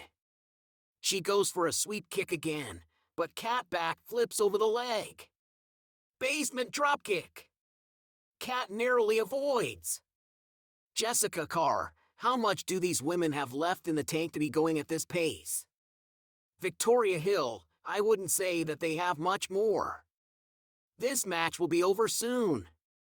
One way or another. For a few seconds, both women lie panting on the mat. This final, frantic, frenzied, furious pace taking all the energy out of them. Tetsuo wipes blood from her eyes beneath her mask as Kat has to use the ropes once again to pull herself up as her wounded limb presents a clear, limping target. One that, as she had since she first injured it, Tetsuo seizes on in seconds. And that was her last mistake. Her focus had made her predictable, and as she grabs the leg for a final iron lock, Hale springs her trap, literally. Using the middle rope as a springboard for her good leg, she launches herself onto Tetsuo's shoulders and drives the champion's head into the mat with a poison rana. Both women are down. The crowd is on its feet. Morgan still hasn't moved. This is Kat's moment. She crawls to the champion, dragging the deadweight to her feet, ignoring the agony in her leg. She has to make sure. She can't take any chances. Wicked rhythm. She got it. 1, 2, 3. Ding! Ding! Ding! Jessica Carr, it's all over and we have a new Tempest champion. Victoria Hill, this was a great match. These two put on quite the show. Marcela Sancho, here is your winner. And new 4 wins Wrestling Tempest champion. Wicked! Cat! Holly! The crowd cheer on Cat Hale's victory and cheer even more as Tetsuo Oni 4 gets the Tempest Championship and hands it to Wicked Cat Hale to honor her for the victory. The crowd cheering changes to booing as they see Morgan Decker get back to his feet and begin to clap at ringside. Morgan Decker, it pleases me immensely to see you succeed, my dear. Cat Hale holds up her bloody hand where Morgan had stabbed her with a pen to prevent her from winning. Morgan just grins. Morgan Decker, that was just so you didn't get a cheap win, my dear. I was hoping you would earn the championship the hard way instead of the easy way. Why don't you head back to the hotel with me and we can celebrate your win and plan out your defenses for this prestigious championship? The sky is the limit. Cat Hale shakes her head, backing away from the side of the ring that Morgan Decker is on. Tetsuo Oni foresees this and steps up. Tetsuo Oni 4, she don't want any part of you. Get lost, you creep. Morgan shakes his head with a smile. Morgan Decker, is that any way for the fourth holder of the legendary Tetsuo Oni mantle to talk? You have a reputation to uphold and you've been sucking at every corner. Lost the 4WW Tempest Championship to a pretty set of legs. Lost over and over again over at DPW, are you even certain that you deserve the mantle? Tetsuo Oni 4 looks to the crowd, clearly angry. They cheer her on and she charges across the ring and leaps through the middle ropes at Morgan. He leap is intercepted by someone leaping and spearing her in midair, knocking them both to the floor. The mysterious dark-haired woman begins wailing on Tetsuo Oni 4 with her fists while Morgan Decker laughs. Morgan Decker, come on, cat. You know it's easier when I take care of everything for you. Join me back at the hotel so that all your troubles can dissolve. Cat grits her teeth and clenches her hands into fists. Cat Hale, you monster! She charges at the side of the ring that Morgan is standing on just like Tetsuo Oni 4 and leaps through the ropes just as she did. The dark-haired woman plucks her out of the air and power slams her onto the concrete floor. Morgan rolls her over with a foot and laughs with a wink. Morgan Decker, allow me to introduce my new charge to you since you will not come back to me. They call her Zalathak. Mostly because if they use her legal name she will murder someone, but I digress. Your championship reign and subsequent career is going to be short-lived now that you have spurned me for the last time. Goodbye Cat Hale and Tetsuo Oni 4. Morgan Decker and Zalathak head to the back while Tetsuo Oni 4 and Cat Hale sit up at ringside. Jessica Carr, this is insane. Victoria Hill, right? Where did Morgan find Zalathak? Last I heard, she was with the wrestling company that went under in Pennsylvania. Jessica Carr, I don't know. Victoria Hill, I guess we will have to see where this goes. Jessica Carr, that's all the time we have for tonight. Join us in just a few days when we go to Rogers Place Arena in Edmonton, Alberta, Canada for Shadow Warfare. Victoria Hill, it's going to be lit.